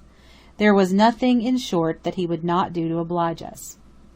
The dragoman vowed that he had never seen Nubians work as those Nubians worked that day. They fell to like giants, tugging away from morn till dewy eve, and never giving over till they brought us round the last corner and up the last rapid. The sun had set, the afterglow had faded, the twilight was closing in, when our dahabeah slipped at last into level water, and the 200, with a parting shout, dispersed to their several villages. We were never known to make light of the painter's repertory of select abuse after this. If that notebook of his had been the drowned book of Prospero, or the magical papyrus of Thoth fished up anew from the bottom of the Nile, we could not have regarded it with a respect more nearly bordering upon awe. Though there exists no boundary line to mark where Egypt ends and Nubia begins, the nationality of the races dwelling on either side of that invisible barrier is as sharply defined as though an ocean divided them. Among the Shelali, or cataract villagers, one comes suddenly into the midst of a people that have apparently nothing in common with the population of Egypt. They belong to a lower ethnological type, and they speak a language derived from purely African sources. Contrasting with our Arab sailors the sulky-looking, half-naked, muscular savages who thronged about the Philae during her passage up the cataract, one could not but perceive that they are to this day as distinct and inferior a people as when their Egyptian conquerors, massing together in one contemptuous epithet all nations south of the frontier, were wont to speak of them as the vile race of Cush. Time has done little to change them since those early days. Some Arabic words have crept into their vocabulary. Some modern luxuries, as tobacco, coffee, soap, and gunpowder, have come to be included in the brief catalogue of their daily wants. But in most other respects they are living to this day as they lived in the time of the Pharaohs, cultivating lentils and durra, brewing barley beer, plaiting mats and baskets of stained reeds, tracing rude patterns upon bowls of gourd rind, flinging the javelin, hurling the boomerang, fashioning bucklers of crocodile skin and bracelets of ivory, and supplying Egypt with henna. The dexterity of which, sitting as if in a wager boat, they balance themselves on a palm log, and paddle to and fro about the river, is really surprising. This barbaric substitute for a boat is probably more ancient than the pyramids. Having witnessed the passage of the first few rapids, we were glad to escape from the dahabeah and spend our time sketching here and there on the borders of the desert, and among the villages and islands round about. In all Egypt and Nubia there is no scenery richer in picturesque bits than the scenery of the cataract. An artist might pass a winter there, and not exhaust the pictorial wealth of those 5 miles which divide Aswan from Philae. Of tortuous creeks shut in by rocks fantastically piled, of sand slopes golden to the water's edge, of placid pools low-lying in the midst of lupin fields and tracts of tender barley, of creaking sakias, half hidden among palms and dropping water as they turn, of mud dwellings here clustered together in hollows, there perched separately on heights among the rocks, and perpetuating to this day the form and slope of Egyptian pylons, of rude boats drawn up in sheltered coves or going to pieces high and dry upon the sands, of water-washed boulders of crimson and black and purple granite, on which the wild fowl cluster at midday and the fisher spreads his nets to dry at sunset, of camels and caravans and camps on shore, of cargo boats and cangias on the river, of wild figures of half-naked athletes, of dusky women decked with barbaric ornaments, unveiled, swift-gliding, trailing long robes of deepest gentian blue, of ancient crones and little naked children like live bronzes. Of these and 100 other subjects, in infinite variety and combination, there is literally no end. It is all so picturesque, indeed so biblical, so poetical, that one is almost in danger of forgetting that the places are something more than beautiful backgrounds, and that the people are not merely appropriate figures placed there for the delight of sketchers, but are made of living flesh and blood, and moved by hopes and fears and sorrows like our own. Chapter 10 The Cataract and the Desert, Part 3. Mahata, green with sycamores and tufted palms, nestled in the hollow of a little bay, half islanded in the rear by an arm of backwater, curved and glittering like the blade of a Turkish scimitar, is by far the most beautifully situated village on the Nile. It is the residence of the principal sheikh and, if one may say so, is the capital of the cataract. The houses lie some way back from the river. The bay is thronged with native boats of all sizes and colors. Men and camels, women and children, donkeys, dogs, merchandise, and temporary huts put together with poles and matting, crowd the sandy shore. It is Aswan over again, but on a larger scale. The shipping is tenfold more numerous. The trader's camp is in itself a village. The beach is half a mile in length, and a quarter of a mile in the slope down to the river. Mahata is in fact the twin port to Aswan. It lies not precisely at the other extremity of the great valley between Aswan and Philae, but at the nearest accessible point above the cataract. It is here that the Sudan traders disembark their goods for re-embarkation at Aswan. Barbaric-looking craft as these Nubian cangias we had not yet seen on the river. They looked as old and obsolete as the Ark. Some had curious carved verandas outside the cabin entrance. Others were tilted up at the stern like Chinese junks. Most of them had been slavers in the palmy days of Defterder Bay, plying then as now between Wadi Halfa and Mahata, discharging their human cargoes at this point for reshipment at Aswan, and rarely passing the cataract, even at the time of inundation. If their wicked old timbers could have spoken, they might have told us many a black and bloody tale. Going up through the village and the palm gardens, and turning off in a northeasterly direction towards the desert, one presently comes out about midway of that valley to which I have made allusion more than once already. No one, however unskilled in physical geography, could look from end to end of that huge furrow and not see that it was once a river-bed. We know not for how many tens of thousands or hundreds of thousands of years the Nile may have held on its course within those original bounds. Neither can we tell when it deserted them. It is, however, quite certain that the river flowed that way within historic times. This is to say, in the days of Amenemhat III, circa B.C. 2800. So much is held to be proven by certain inscriptions which record the maximum height of the inundation at Senna during various years of that king's reign. The Nile then rose in Ethiopia to a level some 27 feet in excess of the highest point to which it is ever known to attain at the present day. I am not aware what relation the height of this ancient bed bears to the levels recorded at Semna, or to those now annually self-registered upon the furrowed banks of Philae, but one sees at a glance, without aid of measurements or hydrographic science, that if the river were to come down again next summer in a mighty bore, the crest of which rose 27 feet above the highest ground now fertilized by the annual overflow, it would at once refill its long-deserted bed and convert Aswan into an island. Granted, then, that the Nile flowed through the desert in the time of Amenemhat III, there must at some later period have come a day when it suddenly ran dry.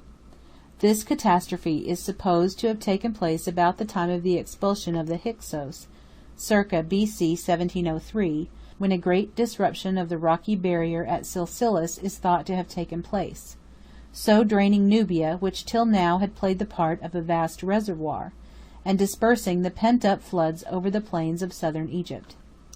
It would, however, be a mistake to conclude that the Nile was by this catastrophe turned aside in order to be precipitated in the direction of the cataract. One arm of the river must always have taken the present lower and deeper course, while the other must of necessity have run low, perhaps very nearly dry, as the inundations subsided every spring. There remains no monumental record of this event, but the facts speak for themselves. The great channel is there. The old Nile mud is there, buried for the most part in sand, but still visible on many a rocky shelf and plateau between Aswan and Philae. There are even places where the surface of the mass is seen to be scooped out, as if by the sudden rush of the departing waves. Since that time the tides of war and commerce have flowed in their place. Every conquering Thutmose and Rameses bound for the land of Cush led his armies that way. Sabicon, at the head of his Ethiopian hordes, took that shortcut to the throne of all the pharaohs. The French, under Desaix, pursuing the Memlooks after the Battle of the Pyramids, swept down that pass to Philae.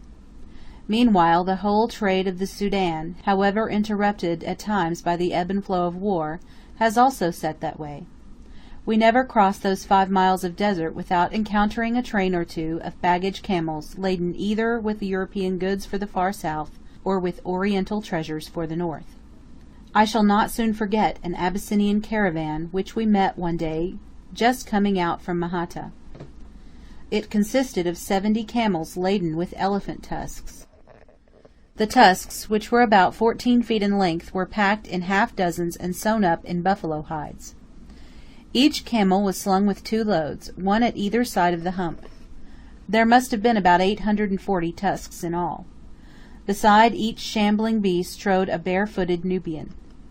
Following these, on the back of a gigantic camel, came a hunting leopard in a wooden cage, and a wild cat in a basket. Last of all marched a coal-black Abyssinian nearly 7 feet in height, magnificently shawled and turbaned, with a huge scimitar dangling by his side, and in his belt a pair of enormous inlaid 17th-century pistols, such as would have become the holsters of Prince Rupert. This elaborate warrior represented the guard of the caravan. The hunting leopard and the wild cat were for Prince Hassan, the 3rd son of the viceroy. The ivory was for exportation. Anything more picturesque than this procession, with the dust driving before it in clouds, and the children following it out of the village, would be difficult to conceive. One longed for Gérôme to paint it on the spot. The rocks on either side of the ancient riverbed are profusely hieroglyphed. These inscriptions, together with others found in the adjacent quarries, range over a period of between 3,000 and 4,000 years, beginning with the early reigns of the ancient empire and ending with the Ptolemies and Caesars. Some are mere autographs. Others run to a considerable length. Many are headed with figures of gods and worshippers. These, however, are for the most part mere graffiti, ill-drawn and carelessly sculptured. The records they illustrate are chiefly votive. The passer-by adores the gods of the cataracts, implores their protection, registers his name, and states the object of his journey. The votaries are of various ranks, periods, and nationalities, but the formula in most instances is pretty much the same. Now it is a citizen of Thebes performing the pilgrimage to Philae, or a general at the head of his troops returning from a foray to Ethiopia, or a tributary prince doing homage to Rameses the Great, and associating his suzerain with the divinities of the place. Occasionally we come upon a royal cartouche and a pompous catalogue of titles, setting forth how the Pharaoh himself, the Golden Hawk, the Son of Ra, the Mighty, the Invincible, the Godlike, passed that way. It is curious to see how royalty, so many thousand years ago, set the fashion in names just as it does to this day. 9/10 of the ancient travellers who left their signatures upon these rocks were called Rameses or Thutmose or Usertasen. Others, still more ambitious, took the names of the gods. Ampesser, who hunted diligently for inscriptions both here and among the islands, found the autographs of no end of merely mortal Amons and Hathors. Our 3 days' detention in the cataract was followed by a 4th of glassy calm. There being no breath of air to fill our sails and no footing for the trackers, we could now get along only by dint of hard punting, so that it was past midday before the Philae lay moored at last in the shadow of the holy island to which she owed her name. Chapter 12. Philae, Part 1. Having been for so many days within easy reach of Philae, it is not to be supposed that we were content till now with only an occasional glimpse of its towers in the distance. On the contrary, we had found our way thither towards the close of almost every day's excursion. We had approached it by land from the desert, by water in the felucca, from Mahata by way of the path between the cliffs and the river. When I add that we moored here for a night and the best part of 2 days on our way up the river, and again for a week when we came down, it will be seen that we had time to learn the lovely island by heart. The approach by water is quite the most beautiful. Seen from the level of a small boat, the island, with its palms, its colonnades, its pylons, seems to rise out of the river like a mirage. Piled rocks frame it in on either side, and purple mountains close up the distance. As the boat glides nearer between glistening boulders, those sculptured towers rise higher and ever higher against the sky. They show no sign of ruin or age. All looks solid, stately, perfect. One forgets for the moment that anything is changed. If a sound of antique chanting were to be borne along the quiet air, if a procession of white-robed priests bearing aloft the veiled ark of the god were to come sweeping round between the palms and the pylons, we should not think it strange. Most travellers land at the end nearest the cataract, so coming upon the principal temple from behind and seeing it in reverse order. We, however, bid our Arabs row round to the southern end, where was once a stately landing place with steps down to the river. We skirt the steep banks and pass close under the beautiful little roofless temple commonly known as Pharaoh's Bed. That temple which has been so often painted, so often photographed, that every stone of it, and the platform on which it stands, and the tufted palms that cluster it, have been since childhood as familiar to our mind's eye as the Sphinx or the pyramids. It is larger, but not one jot less beautiful than we had expected, and it is exactly like the photographs. Still, one is conscious of perceiving a shade of difference too subtle for analysis, like the difference between a familiar face and the reflection of it in a looking-glass. Anyhow, one feels that the real Pharaoh's Bed will henceforth displace the photographs in that obscure mental pigeonhole where till now one has been wont to store the well-known image, and that even the photographs have undergone some kind of change. And now the corner is rounded, and the river widens away southwards between mountains and palm groves, and the prow touches the debris of a ruined quay. The bank is steep here. We climb, and a wonderful scene opens before our eyes. We are standing at the lower end of a courtyard leading up to the propylons of the great temple. The courtyard is irregular in shape, and enclosed on either side by covered colonnades. The colonnades are of unequal lengths and set at different angles. One is simply a covered walk, the other opens upon a row of small chambers, like a monastic cloister opening upon a row of cells. The roofing stones of these colonnades are in part displaced, while here and there a pillar or capital is missing, but the twin towers of the propylon, standing out in sharp, unbroken lines against the sky and covered with colossal sculptures, are as perfect, or very nearly as perfect, as in the days of the Ptolemies who built them. The broad area between the colonnades is honeycombed with crude brick foundations, vestiges of a Coptic village of early Christian time. Among these we thread our way to the foot of the principal propylon, the entire width of which is 120 feet. The towers measure 60 feet from base to parapet. These dimensions are insignificant for Egypt, yet the propylon, which would look small at Luxor or Karnak, does not look small at Philae. The keynote here is not magnitude, but beauty. The island is small, that is to say, it covers an area about equal to the summit of the Acropolis at Athens, and the scale of the buildings has been determined by the size of the island. As at Athens, the ground is occupied by one principal temple of moderate size, and several subordinate chapels. Perfect grace, exquisite proportion, most varied and capricious grouping, here take the place of massiveness, so lending to Egyptian forms an irregularity of treatment that is almost Gothic, and a lightness that is almost Greek. And now we catch glimpses of an inner court, of a second propylon, of a pillared portico beyond, while, looking up to the colossal bas-reliefs above our heads, we see the usual mystic forms of kings and deities, crowned, enthroned, worshipping and worshipped. These sculptures, which at first sight looked not less perfect than the towers, proved to be as laboriously mutilated as those of Dendera. The hawk head of Horus and the cow head of Hathor have here and there escaped destruction, but the human-faced deities are literally sans eyes, sans nose, sans ears, sans everything.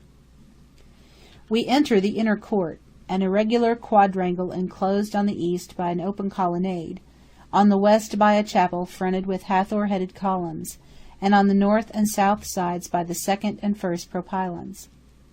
In this quadrangle a cloistered silence reigns. The blue sky burns above, the shadows sleep below, a tender twilight lies about our feet. Inside the chapel there sleeps perpetual gloom. It was built by Ptolemy or Gettys II, and is one of that order to which Champollion gave the name of Mamisi. It is a most curious place, dedicated to Hathor and commemorative of the nurture of Horus. On the blackened walls within, dimly visible by the faint light which struggles through screen and doorway, we see Isis, the wife and sister of Osiris, giving birth to Horus.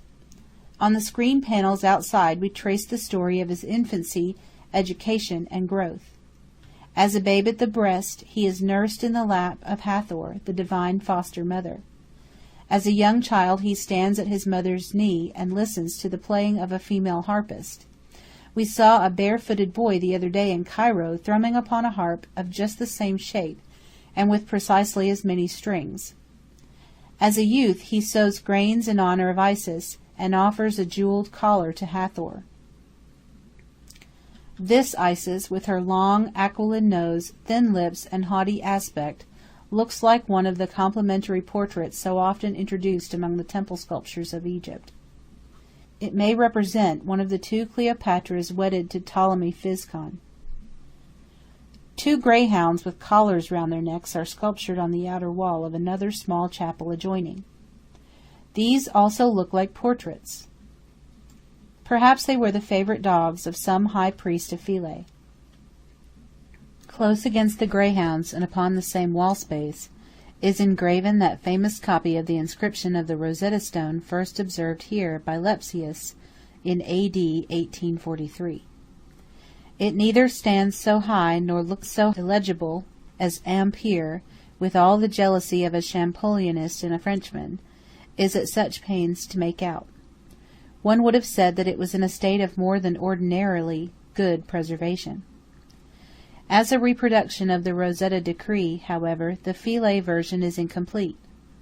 The Rosetta text, after setting forth with official pomposity the victories and munificence of the king, Ptolemy V, the ever-living, the avenger of Egypt, concludes by ordaining that the record thereof shall be engraven in hieroglyphic, Demotic, and Greek characters, and set up in all temples of the first, second, and third class throughout the empire.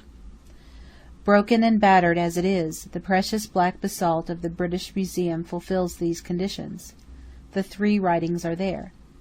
But at Philae, though the original hieroglyphic and Demotic text are reproduced almost verbatim, the priceless Greek transcript is wanting. It is provided for, as upon the Rosetta Stone, in the preamble. Space has been left for it at the bottom of the tablet.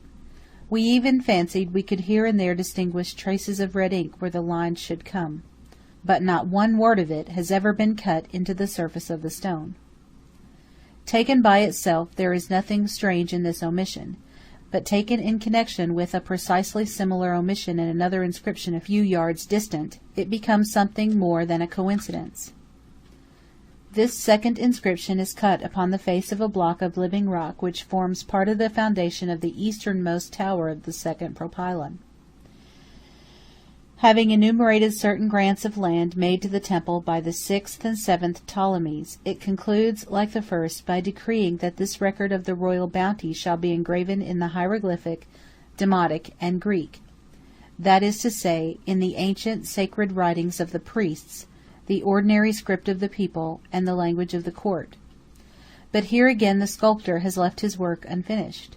Here again the inscription breaks off at the end of the Demotic, leaving a blank space for the third transcript. This second omission suggests intentional neglect, and the motive for such neglect would not be far to seek.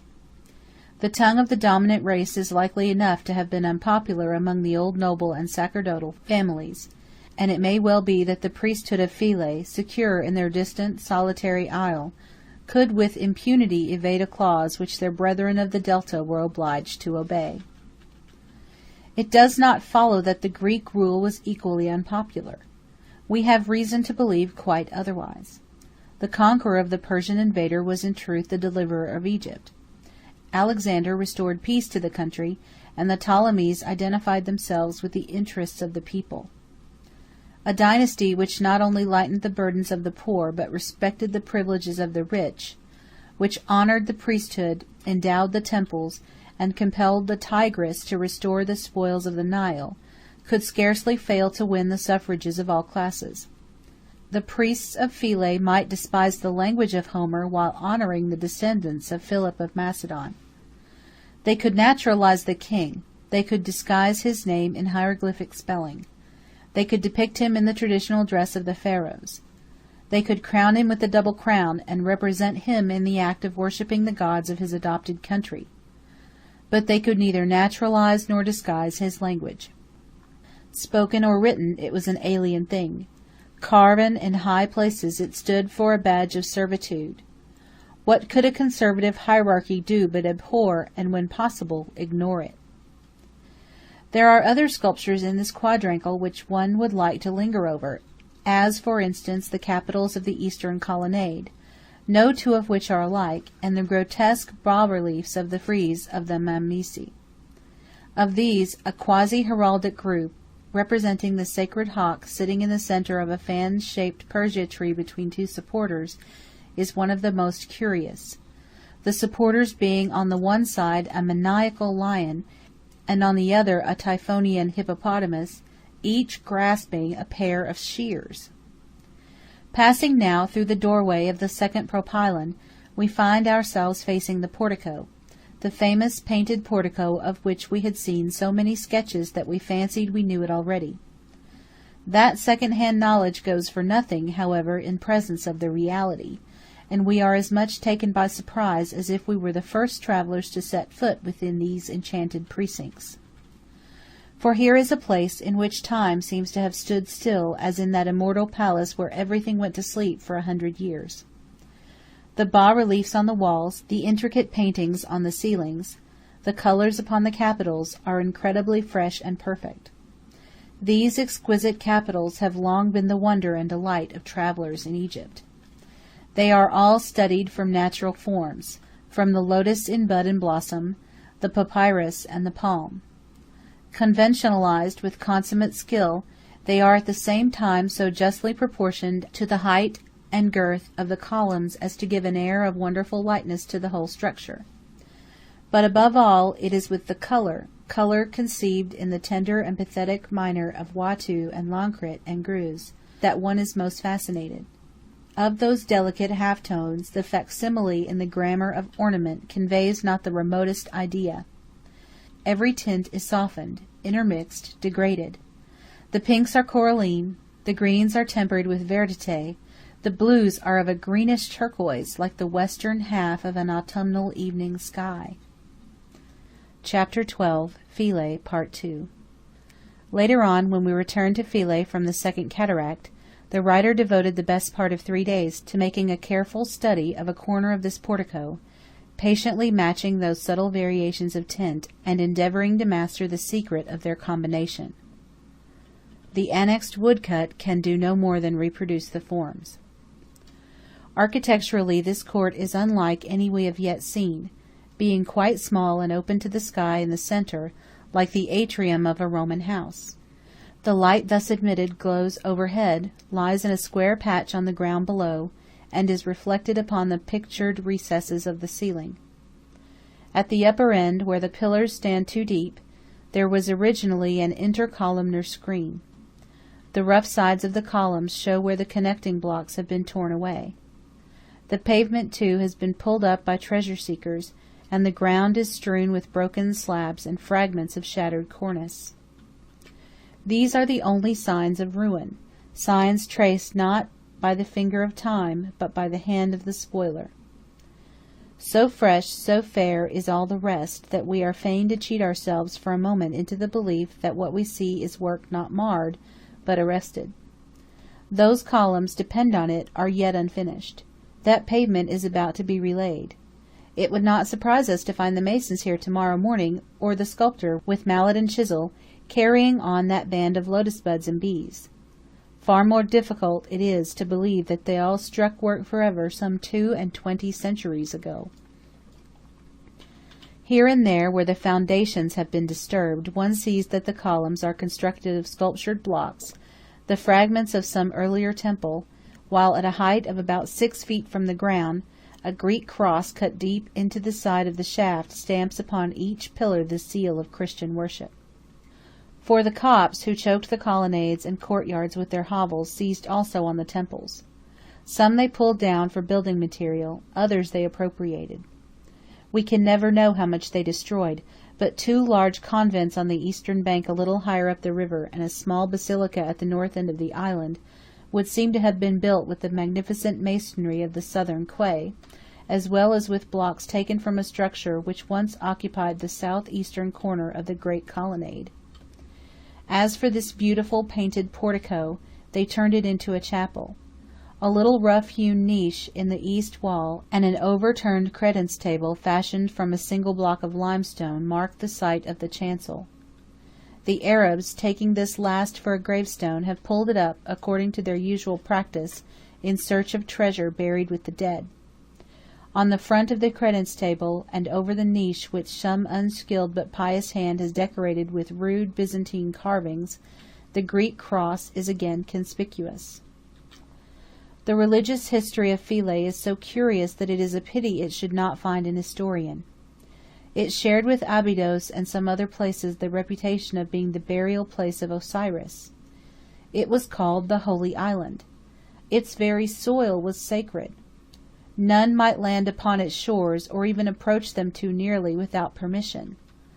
To obtain that permission and perform the pilgrimage to the tomb of the god was to the pious Egyptian what the Mecca pilgrimage is to the pious Mussulman of today. The most solemn oath to which he could give utterance was, by him who sleeps in Philae. When and how the island first came to be regarded as the resting place of the most beloved of the gods does not appear, but its reputation for sanctity seems to have been of comparatively modern date. It probably rose into importance as Abydos declined. Herodotus, who is supposed to have gone as far as Elephantine, made minute inquiry concerning the river above that point, and he relates that the cataract was in the occupation of Ethiopian nomads. He, however, makes no mention of Philae or its temples. This omission on the part of one who, wherever he went, sought the society of the priests and paid particular attention to the religious observances of the country, shows that either Herodotus never got so far, or the island had not yet become the home of the Osirian mysteries. 400 years later, Diodorus Siculus describes it as the holiest of holy places, while Strabo, writing about the same time, relates that Abydos had then dwindled to a mere village. It seems possible, therefore, that at some period subsequent to the time of Herodotus and prior to that of Diodorus or Strabo, the priests of Isis may have migrated from Abydos to Philae, in which case there would have been a formal transfer not only of the relics of Osiris, but of the sanctity which had attached for ages to their original resting place. Nor is the motive for such an exodus wanting. The ashes of the god were no longer safe at Abydos. Situate in the midst of a rich country on the high road to Thebes, no city south of Memphis lay more exposed to the hazards of war. Cambyses had already passed that way. Other invaders might follow. To seek beyond the frontier that security which might no longer be found in Egypt would seem therefore to be the obvious course of a priestly guild devoted to its trust. This, of course, is mere conjecture, to be taken for what it may be worth. The decadence of Abydos coincides, at all events, with the growth of Philae, and it is only by help of some such assumption that one can understand how a new site should have suddenly arisen to such a height of holiness. The earliest temple here, of which only a small propylon remains, would seem to have been built by the last of the native pharaohs, Nectanebo II, B.C. 361, but the high and palmy days of Philae belong to the period of Greek and Roman rule. It was in the time of the Ptolemies that the Holy Island became the seat of a sacred college and the stronghold of a powerful hierarchy.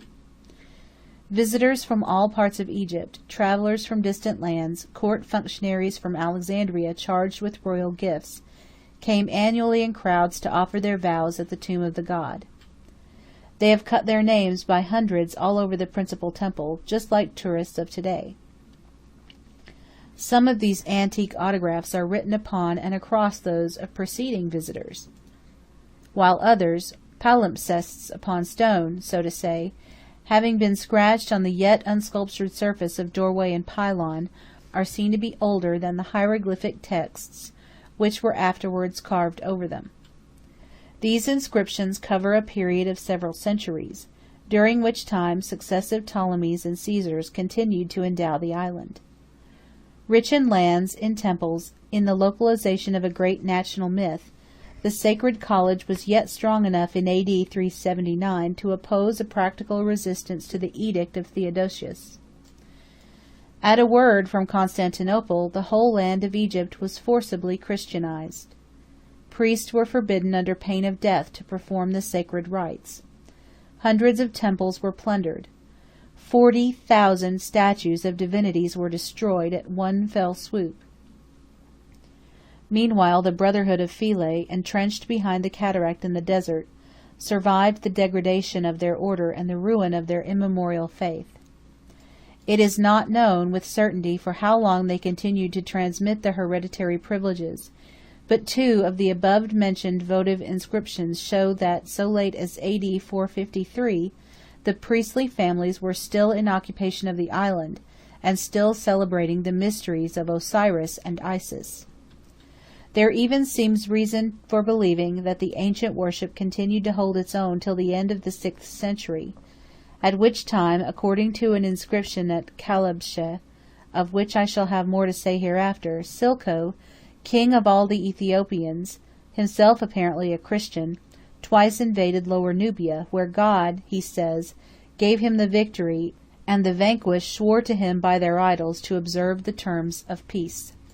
There is nothing in this record to show that the invaders went beyond Taffa, the ancient Taphis, which is 27 miles above Philae, but it seems reasonable to conclude that so long as the old gods yet reigned in any part of Nubia, the island sacred to Osiris would maintain its traditional sanctity.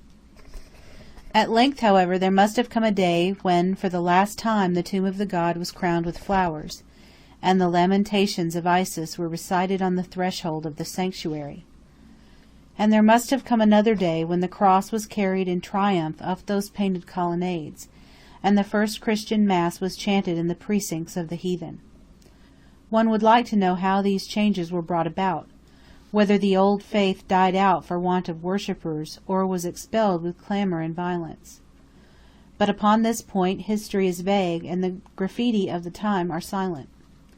We only know for certain that the old went out and the new came in, and that where the resurrected Osiris was wont to be worshipped according to the most sacred mysteries of the Egyptian ritual, the resurrected Christ was now adored after the simple fashion of the primitive Coptic Church.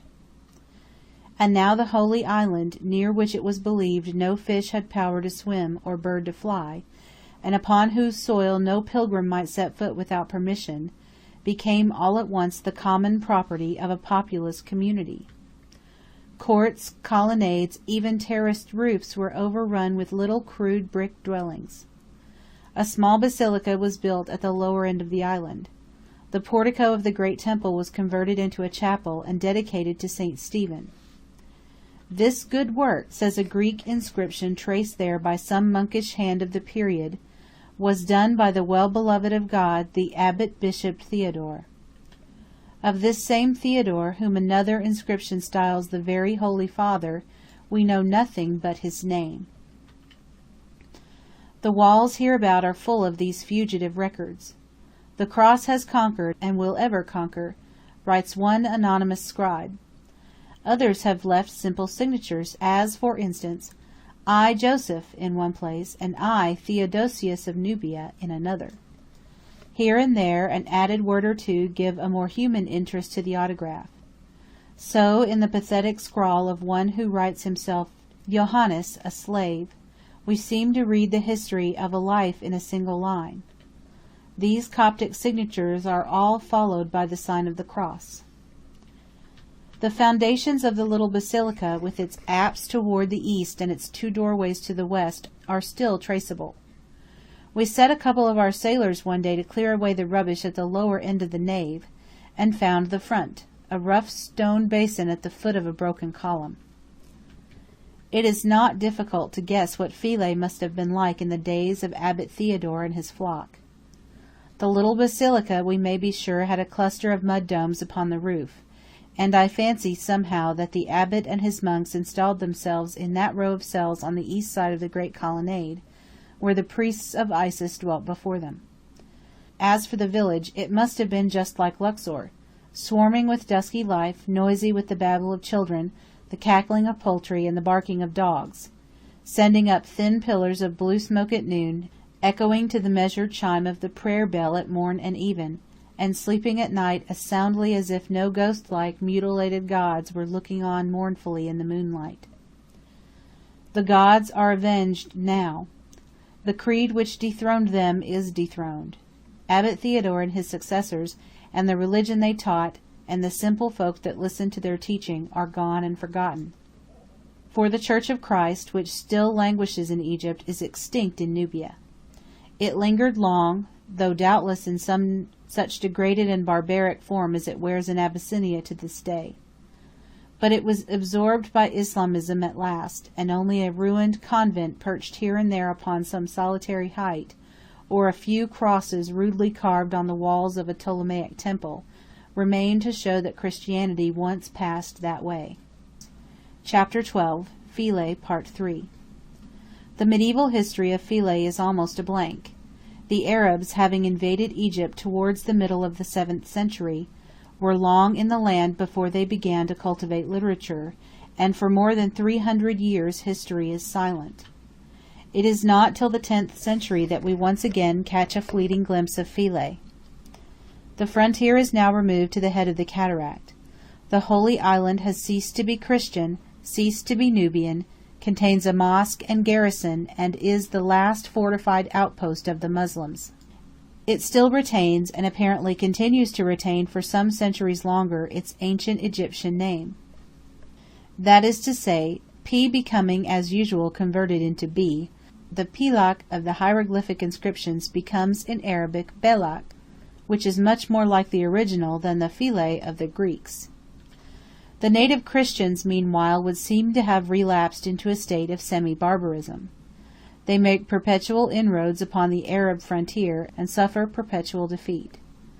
Battles are fought, tribute is exacted, treaties are made and broken. Towards the close of the 13th century, their king being slain and their churches plundered, they lose 1/4 of their territory, including all that part which borders upon Upper Aswan. Those who remain Christians are also condemned to pay an annual capitation tax, in addition to the usual tribute of dates, cotton, slaves, and camels. After this we may conclude that they accepted Islamism from the Arabs, as they had accepted Osiris from the Egyptians and Christ from the Romans. As Christians, at all events, we hear of them no more, for Christianity in Nubia perished root and branch, and not a Copt, it is said, may now be found above the frontier. Philae was still inhabited in A.D. 1799, when a detachment of Desaix's army under General Belliard took possession of the island, and left an inscription on the soffit of the doorway of the great pylon to commemorate the passage of the cataract. Denon, describing the scene with his usual vivacity, relates how the natives first defied and then fled from the French, flinging themselves into the river, drowning such of their children as were too young to swim, and escaping into the desert. They appear at this time to have been mere savages, the women ugly and sullen, the men naked, agile, quarrelsome, and armed not only with swords and spears, but with matchlock guns, which they used to keep up a brisk and well-directed fire. Their abandonment of the island probably dates from this time, for when Burckhardt went up in A.D. 1813, He found it, as we found it to this day, deserted and solitary. One poor old man, if indeed he still lives, is now the one inhabitant of Philae, and I suspect he only crosses over from Biga in the tourist season. He calls himself, with or without authority, the guardian of the island, sleeps in a nest of rags and straw in a sheltered corner behind the great temple, and is so wonderfully wizened and bent and knotted up that nothing of him seems quite alive except his eyes. We gave him 50 copper paras for a parting present when on our way back to Egypt, and he was so oppressed by the consciousness of wealth that he immediately buried his treasure and implored us to tell no one what we had given him. With the French siege and the flight of the native population closes the last chapter of the local history of Philae. The Holy Island has done henceforth with wars of creeds or kings. It disappears from the domain of history and enters the domain of science. To have contributed to the discovery of the hieroglyphic alphabet is a high distinction, and in no sketch of Philae, however slight, should the obelisk that furnished Champollion with the name of Cleopatra be allowed to pass unnoticed. This monument, second only to the Rosetta Stone in point of philological interest, was carried off by Mr. W. Banks, the discoverer of the first tablet of Abydos, and is now in Dorsetshire. Its empty socket and its fellow obelisk, mutilated and solitary, remain in situ at the southern extremity of the island. And now, for we have lingered over long in the portico, it is time we glanced at the interior of the temple. So we go in at the central door, beyond which open some 9 or 10 halls and side chambers leading, as usual, to the sanctuary. Here all is dark, earthy, oppressive. In rooms unlighted by the faintest gleam from without, we find smoke-blackened walls covered with elaborate bas-reliefs. Mysterious passages, pitch dark, thread the thickness of the walls and communicate by means of trap-like openings with vaults below. In the sanctuary lies an overthrown altar, while in the corner behind it stands the very niche in which Strabo must have seen that poor sacred hawk of Ethiopia which he describes as sick and nearly dead. But in this temple, dedicated not only to Isis, but to the memory of Osiris and the worship of Horus their son, there is one chamber which we may be quite sure was shown neither to Strabo nor Diodorus, nor to any stranger of alien faith, be his repute or station what it might, a chamber holy above all others, holier even than the sanctuary, the chamber sacred to Osiris. We, however, unrestricted, unforbidden, are free to go where we list, and our books tell us that this mysterious chamber is somewhere overhead. So, emerging once again into the daylight, we go up a well-worn staircase leading out upon the roof. This roof is an intricate, up-and-down place, and the room is not easy to find. It lies at the bottom of a little flight of stairs, a small stone cell some 12 feet square, lighted only from the doorway. The walls are covered with sculptures representing the shrines, the mummification, and the resurrection of Osiris. These shrines, containing each some part of his body, are variously fashioned. His head, for instance, rests on a nilometer. His arm, surmounted by a head, is sculptured on a stela, in shape resembling a high-shouldered boulder, surmounted by one of the head-dresses peculiar to the god. His legs and feet lie full length in a pylon-shaped mausoleum. Upon another shrine stands the meter-shaped crown which he wears as judge of the lower world. Isis and Nephthys keep guard over each shrine. In a lower frieze we see the mummy of the god laid upon a bier, with the 4 so-called canopic jars ranged underneath. A little farther on he lies in state, surrounded by lotus buds on tall stems, figurative of growth or returning life. Finally he is depicted lying on a couch, his limbs reunited, his head, left hand, and left foot upraised, as in the act of returning to consciousness. Nephthys, in the guise of a winged genius, fans him with the breath of life. Isis, with outstretched arms, stands at his feet and seems to be calling him back to her embraces. The scene represents in fact that supreme moment when Isis pours forth her passionate invocations, and Osiris is resuscitated by virtue of the songs of the divine sisters. Ill-modelled and ill-cut as they are, there is a clownish naturalness about these little sculptures which lifts them above the conventional dead level of ordinary Ptolemaic work. The figures tell their tale intelligibly. Osiris seems really struggling to rise, and the action of Isis expresses clearly enough the intention of the artist. Although a few heads have been mutilated and the surface of the stone is somewhat degraded, the subjects are by no means in a bad state of preservation. In the accompanying sketches, nothing has been done to improve the defective drawing or repair the broken outlines of the originals. Osiris in one has lost his foot, and in another his face. The hands of Isis are as shapeless as those of a bran doll, and the naivete of the treatment verges throughout upon caricature. But the interest attaching to them is altogether apart from the way in which they are executed. And now, returning to the roof, it is pleasant to breathe the fresher air that comes with sunset, to see the island in shape like an ancient Egyptian shield, lying mapped out beneath one's feet. From here we look back upon the way we have come, and forward to the way we are going. Northward lies the cataract, a network of islets with flashes of river between. Southward the broad current comes on in one smooth glossy sheet, unbroken by a single rapid. How eagerly we turn our eyes that way, for yonder lie Abu Simbel and all the mysterious lands beyond the cataracts. But we cannot see far, for the river curves away grandly to the right and vanishes behind a range of granite hills. A similar chain hems in the opposite bank, while high above the palm groves fringing the edge of the shore stand two ruined convents on two rocky prominences, like a couple of castles on the Rhine. On the east bank opposite, a few mud houses and a group of superb carob trees mark the site of a village, the greater part of which lies hidden among palms. Behind this village opens a vast sand alley, like an arm of the sea from which the waters have retreated. The old channel along which we rode the other day went ploughing that way straight across from Philae.